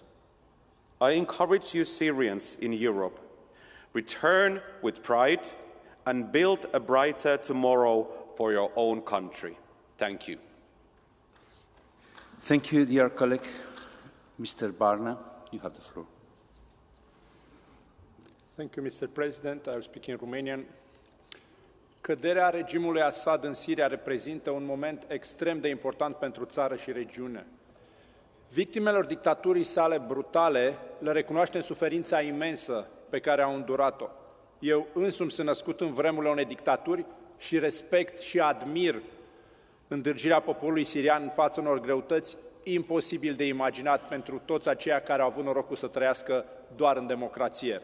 Cu toate acestea, în timp ce ne aflăm la această răscruce, trebuie să recunoaștem că astăzi viitorul Siriei rămâne foarte fragil, mai ales că exemplele oarecum similare din regiune nu sunt tocmai încurajatoare. Sfârșitul tiraniei este doar primul pas pe un drum lung către o pace și o stabilitate atât de dorite și așteptate. Uniunea Europeană are astăzi un rol crucial de jucat în acest proces. Trebuie să ne angajăm într-o diplomație regională inteligentă, promovând dialogul și cooperarea între statele vecine pentru a sprijini reconstrucția Siriei.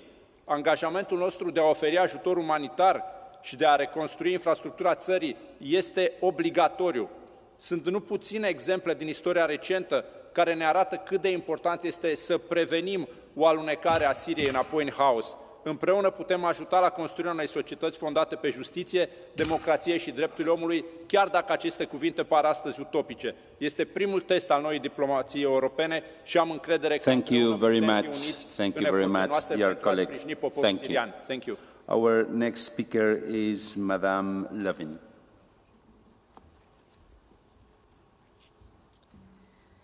Thank you, President, High Representative. Efter al-Assad-familjens järngrepp i 50 år har regimen äntligen fallit.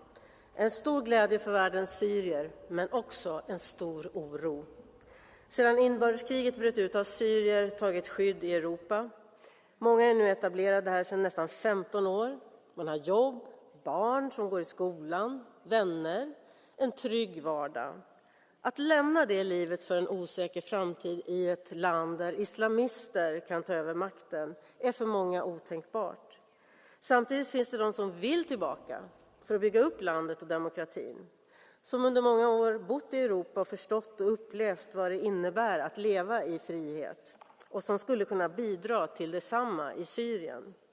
Vi gröna vill därför att de syriska flyktingar som nu åker tillbaka till Syrien inte ska bli av med sina uppehållstillstånd i Europa så att de törs ta steget att bidra, även om läget idag är osäkert. EU har chansen att bidra till en stark demokratirörelse i Syrien nu. Pengar kan också stärka landet, men det är människor som bygger demokrati. Ge människor den trygghet de behöver. Tack. Thank you. Madame Anderson, you have the floor. Arvoisa puhemies, diktaattori al-Assadin kaatuminen on iloinen ja helpottava uutinen kaikille syyrialaisille ja koko maailmalle. Syyrian tulevaisuus herättää kuitenkin edelleen suuria huolia. Hayat Tahrir al-Shamin sitoutuminen esimerkiksi naisten oikeuksiin ja moniääniseen demokratiaan ovat vielä isoja kysymysmerkkejä. Turkki ja Israel käyttävät nyt tilannetta hyväkseen laittomiin aluevallotuksiin. Turkki iskee kurdeja vastaan Rojavan itsehallinnollisella alueella ja aseistaa islamistiryhmittymiä tähän tarkoitukseen. EUn tulee painostaa näitä maita välittömästi lopettamaan laittomuudet Syyriassa. Kun EU nyt ilmeisesti on muodostamassa virallisia yhteyksiä Syyrian uuteen hallintoon, on ehdoksi asetettava Rojavan itsehallinnon tunnustaminen. Kun Syyrian tulevaisuudesta keskustellaan, tulee kurdit olla mukana osapuolena niin kansallisesti kuin kansainvälisesti. Kansainvälinen yhteisö ei saa eikä voi kääntää selkänsä kurdeille, jotka ovat sinnikkäästi ja suurin uhrauksin taistelleet alueella tasa-arvon puolesta Isiksen terrorismia vastaan. Thank you very much, dear colleague. Next speaker, Mr. Fröhlich.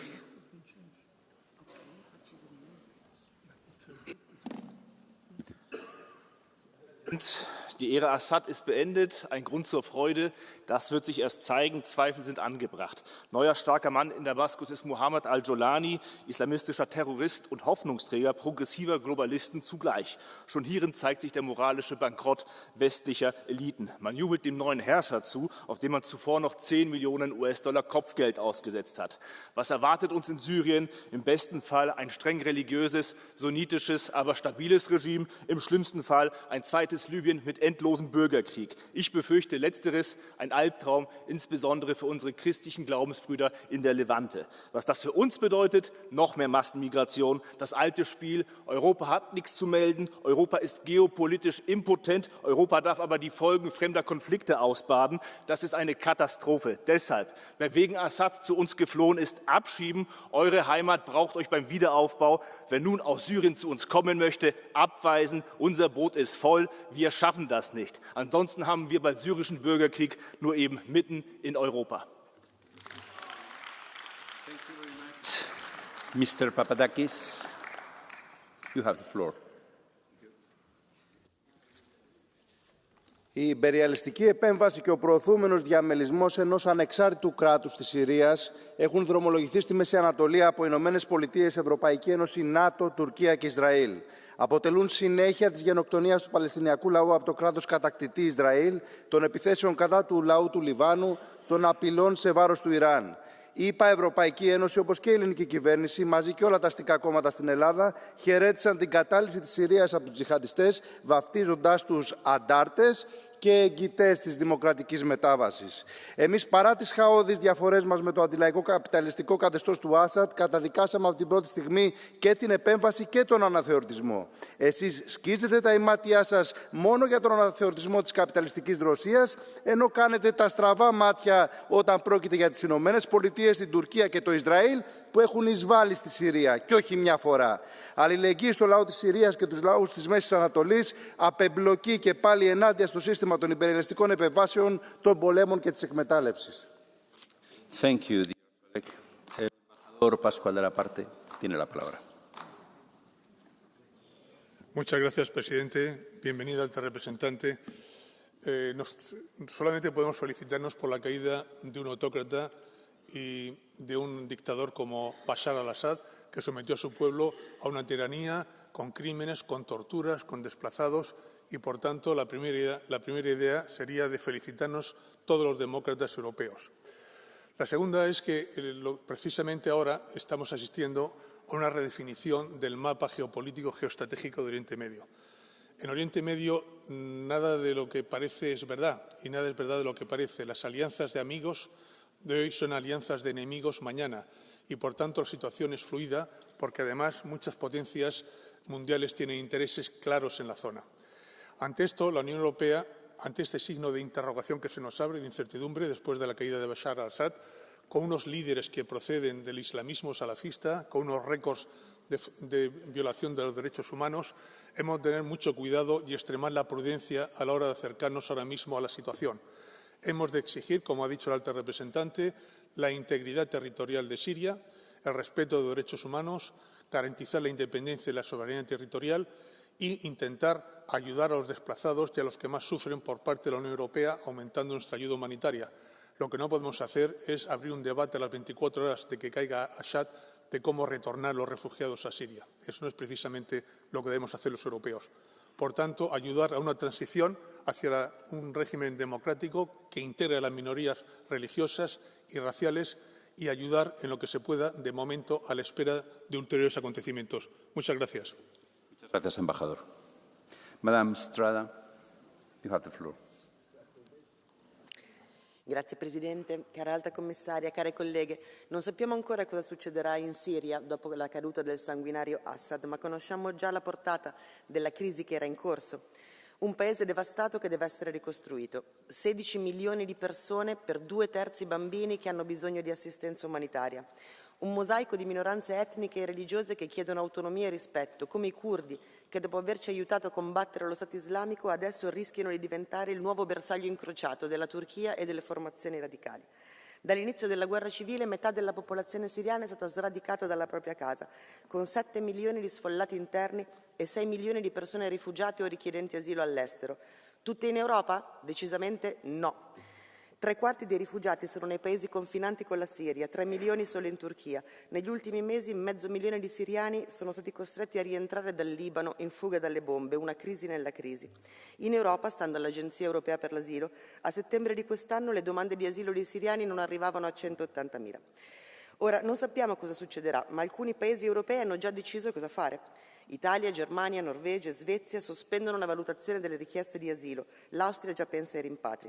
D'altronde la sospensione del diritto di asilo pare essere una tendenza popolare presso le capitali europee, a partire da Varsavia, che si appresta ad assumere la presidenza del Consiglio, e con l'avallo neanche troppo nascosto della Commissione europea, stando a quanto scritto nell'ultima preoccupante comunicazione che sdogana il ricorso a misure che possono comportare gravi interferenze con i diritti fondamentali.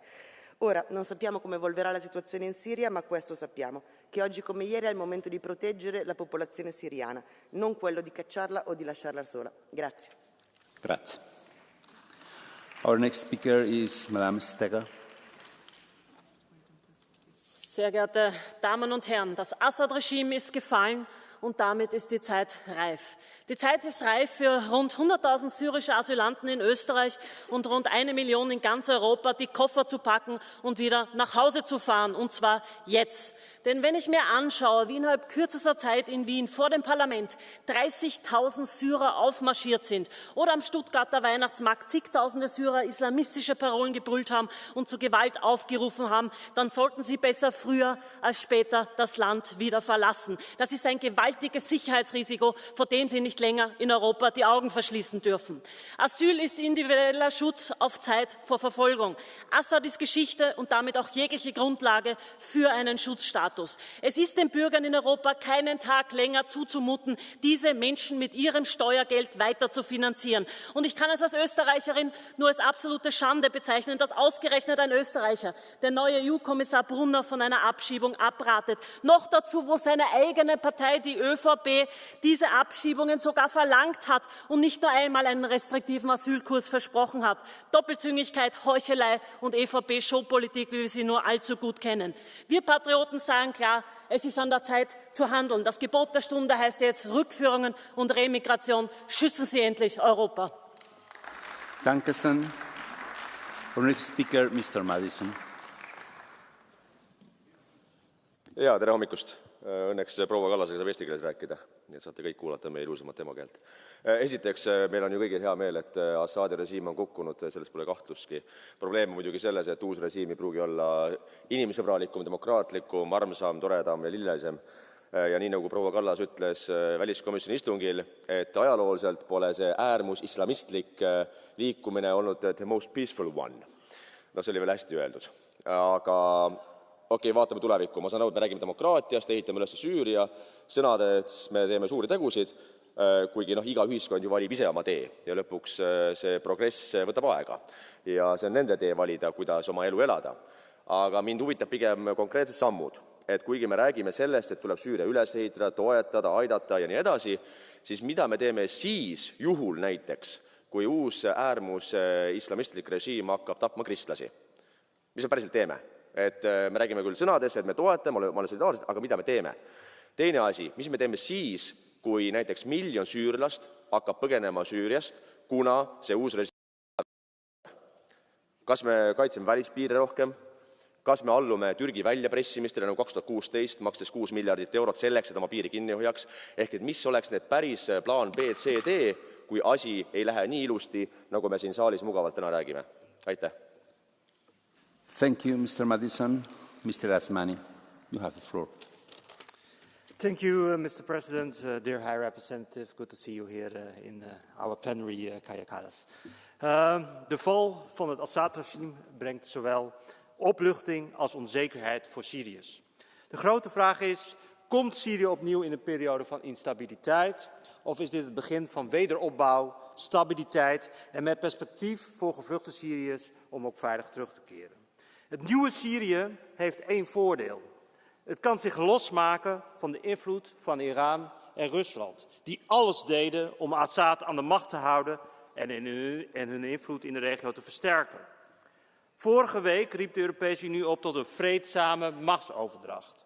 Terecht, maar ondertussen zitten landen als Turkije, Israël, de UK en de VS niet stil. En voert ook Rusland weer gesprekken met de rebellen die het regime omverwierpen. Landen als Rusland of Iran mogen de toekomst van Syrië niet bepalen. De EU moet daarom ook haar verantwoordelijkheid nemen om ook zelf in gesprek te gaan en dialoog te voeren met Syrië, zodat de periode van wederopbouw kan beginnen.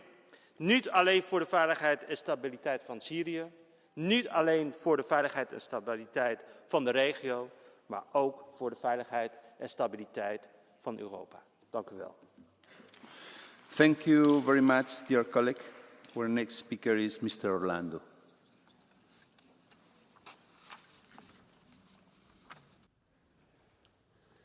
Grazie Presidente, signor Alta Rappresentante. L'improvviso e pacifico crollo di un regime dittatoriale pluridecennale in Siria è ancora una volta effetto dell'intervento di potenze straniere.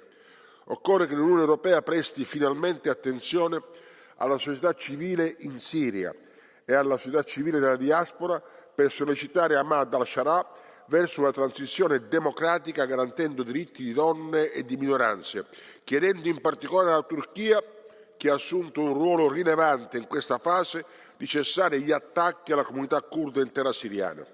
A questo punto è urgente un'azione congiunta di Commissione e Parlamento europeo di ascolto e di presenza sul territorio per mettere in sicurezza e coinvolgere la società civile come unica garanzia di un percorso democratico. È necessario anche la massima attenzione per i diritti dei rifugiati siriani in Europa, evitando una sospensione di garanzie. Si dia esecuzione alla roadmap indicata dalla risoluzione 2254 delle Nazioni Unite affinché finalmente il popolo siriano possa essere chiamato a decidere il proprio destino. La Siria cessi di essere uno spazio di contrasti e di prove muscolari che nulla hanno a che vedere con i diritti del popolo siriano. Grazie. Our next speaker is Madame Hassan. Thank you. You have the floor. Merci, Monsieur le Président. Le 8 décembre 2024 a marqué la fin du règne de la famille des Assad. Du rapport César aux récentes images de réfugiés syriens qui, pour la première fois, songent à rentrer, nous continuons à être témoins de l'ampleur des tortures et autres traitements inhumains et dégradants perpétrés sous Bachar el-Assad. La révolution syrienne a été confisquée à son peuple, tant par les puissances régionales qu'occidentales. Le territoire syrien a été le terrain d'affrontements, de velléités hégémoniques et d'interventionnisme. Nous nous devons de soutenir aujourd'hui le peuple syrien dans ses aspirations de liberté, de dignité et de justice, avec la diversité des identités et de confessions qui le composent.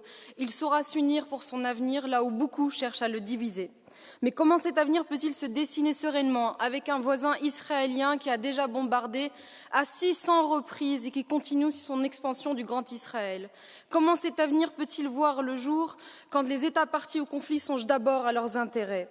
Comment songer à cet avenir quand plusieurs pays occidentaux se sont emparés de définir leurs priorités, préparer le rapatriement des réfugiés syriens? Tous œuvrent dans l'indignité, un seul héros demeure, le peuple, à lui revient nos amours et nos honneurs. Merci, Madame. Madame Firmenich, you have the floor.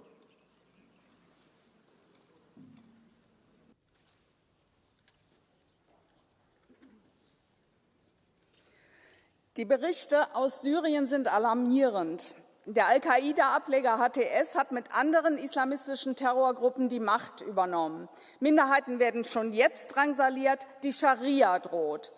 Doch Brüssel betrachtet die Neuaufteilung des Nahen Ostens, die auch mit Hilfe von Islamisten durchgesetzt werden soll, mit Sympathie.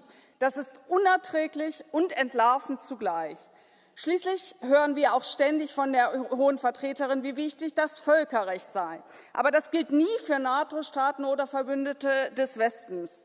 Denn gleichzeitig bombardiert die in Teilen rechtsextreme Regierung Israels Syrien und besetzt syrische Gebiete entlang der Grenze zum Libanon und zu Jordanien. Und NATO-Mitglied Türkei greift mit islamistischen SNA-Milizen die Kurden an, ohne dass dies auch nur Konsequenzen für den EU-Beitrittsstatus der Türkei hat.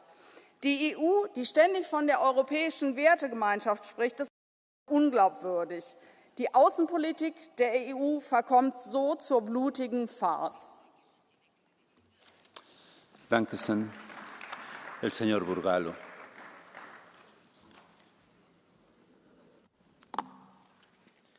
Muchas gracias, señor presidente, Madam Vice President and High Representative. Este Parlamento e esta União são muitas vezes acusados de não valerem mais do que palavras. Desde o minuto em que Bashar al-Assad caiu, que provamos o oposto. Nos contactos com os parceiros da região, na procura de estabilidade com ideais de um multilateralismo realista que não abdica de defender direitos. A Europa é o maior doador humanitário do mundo ao povo sírio e hoje o povo sírio tem direito a mais do que esperança. Tem direito a um futuro que não signifique continuar à espera.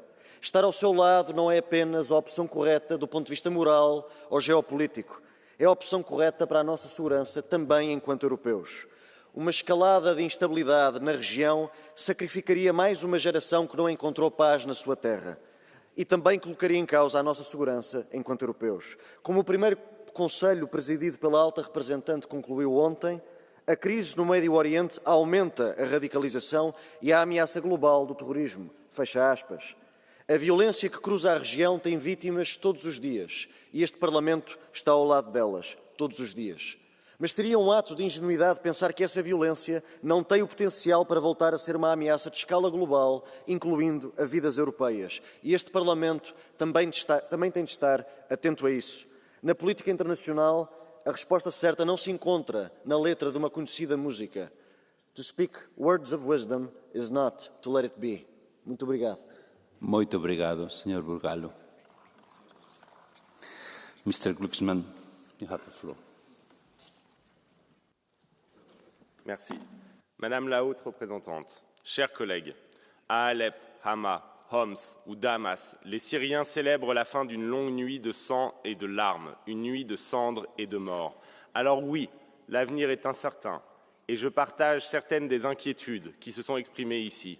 Mais soyons honnêtes, chers collègues, qui écoutait les Syriens lorsqu'ils crevaient sous les bombes de Poutine ou dans les geôles d'Assad? Nous étions à peine des centaines, voire quelques dizaines même, dans des manifestations de plus en plus clairsemées à essayer de les soutenir. Dans nos chancelleries, les tenants de la normalisation avec le régime gagnaient du terrain. Dans notre débat public, l'extrême droite niait méthodiquement la parole des victimes et se prenait en selfie avec leurs bourreaux. Elle était rejointe dans l'abjection par une certaine gauche, relayant servilement la propagande du tyran par anti-américanisme forcené. Tout fut fait pour invisibiliser les révolutionnaires syriens. Alors moi, j'aimerais ici faire entendre leur voix à travers les mots que vous adresse Firas Kontar, inlassable activiste de la révolution syrienne. Depuis 2011, devant l'immensité des crimes commis par Assad, Poutine et les milices iraniennes, nous avons été abandonnés. Les démocraties, malgré leurs discours, n'ont offert qu'un soutien symbolique face à une barbarie sans limite. Aujourd'hui, après la chute du régime, ne nous laissez pas seuls. Le pays est dévasté. Nos orphelins se comptent par centaines de milliers et nous ne cessons de découvrir des fosses communes. Nous allons passer nos prochaines années à exhumer les corps des 100 000 Syriens disparus dans les geôles d'Assad. Vous ne pouvez pas, une fois de plus, nous abandonner face aux défis qui nous attendent. Les Syriens ont besoin d'un soutien massif pour reconstruire leur pays et panser les plaies immenses laissées parmi nous. Soyez là cette fois. Chers collègues, cet appel doit être entendu. Nous n'avons pas été là pour aider les Syriens dans la guerre qui leur était menée. Nous avons le devoir de l'être dans la paix qu'ils doivent désormais construire. Merci, dear colleague. Our next speaker, Mr. Tioni. L'horreur et la noirceur du régime al-Assad laissent place à la joie de foules syriennes bigarrées. Sur le visage des enfants, le sourire est large, là où 13 ans plus tôt, la répression débutait par leur affreuse mutilation. Comment ne pas souhaiter à ce pays, à ces minorités ethniques et religieuses, ces populations qui composent la longue mémoire méditerranéenne, comment ne pas leur souhaiter l'harmonie et une paix durable? Écartés du grand jeu syrien, les Européens ne peuvent, il est vrai, compter que sur leurs espérances. Mais pour se donner l'impression d'exister, certains ont cru que la chute du régime honni était un peu aussi la victoire de leurs idéaux. Je m'inquiète sincèrement de la résilience de notre continent face aux menaces qui nous entourent et qui nous pénètrent, lorsque je vois que, pour vous rassurer, il suffit qu'un djihadiste se coupe quelques poils de barbe et prononce le mot « inclusivité ». Il est possible, bien sûr, que la Syrie nouvelle donne des signes d'ouverture, et peut-être même faut-il l'encourager. Mais de grâce, que votre émotion n'entame pas votre lucidité. Vers l'Orient compliqué, beaucoup volent avec des idées généreuses. Mais une fois leur désir assouvi, c'est un Orient dévasté qu'ils laissent derrière eux. Et bien souvent, pour pleurer, il ne reste alors plus que les yeux des autres. Thank you very much. Our colleague Kanko is the next speaker. Thank you, President. Madam High Representative, we all agree that Assad was bad news. Bad news for Europe and certainly bad news for the people in Syria and in the region. We should all know that the HTS is no better news, not for us and not for them. The fall of Assad means less fuel for Hamas and Hezbollah, less power for Iran, a new balance with Russia in the region, and an opportunity for something else. That good news is only one side of the coin, because the tyrant is replaced by Islamist jihadists. That remains a threat. So while we can indeed rejoice in the fall of Assad, we cannot see any promising future for Syria, and even less so for women, Christians, religious minorities, and Kurds today. We must be vigilant. How will you navigate between optimism and realism in this situation? How will you work with our transatlantic allies, the danger of European jihadists who went to fight us always try to come back to Europe. For that, we must protect our borders and be clear they must stay there. Madam Kallas, your Christmas menu doesn't look very good. When we look at the situation in Ukraine, at the crisis in the Middle East, at the situation in Africa, you really have a lot on your plate. But in this Parliament, we stand ready to work for you, for security and for a better future. Thank you very much. Thank you very much, dear colleague. Mr. Guetta, you have the floor. Ce n'est malheureusement pas impossible. Peut-être les nouveaux dirigeants syriens finiront-ils par ouvrir des geôles et tenter d'imposer le voile, mais en quoi serait-ce une certitude? Pourquoi devrions-nous exclure qu'ils veuillent reconstruire leur pays plutôt que de le replonger dans le sang? Pourquoi devrions-nous supposer qu'ils aspireraient à imposer à Damas la théocratie qui s'effondre à Téhéran? Ce nouveau pouvoir qui ouvre les portes des prisons, les Syriens et les Syriennes le soutiennent car sa victoire a sonné la fin de l'état de barbarie. Rien n'est exclu, mais pour l'heure, c'est de joie que la Syrie pleure. Nous constatons que Vladimir Poutine n'est pas invincible et la suspicion que suscite cette libération vise avant tout à faire oublier l'alliance qui avait uni le Kremlin, la théocratie iranienne et les extrêmes droites européennes à ce clan d'assassins, de voleurs et de tortionnaires.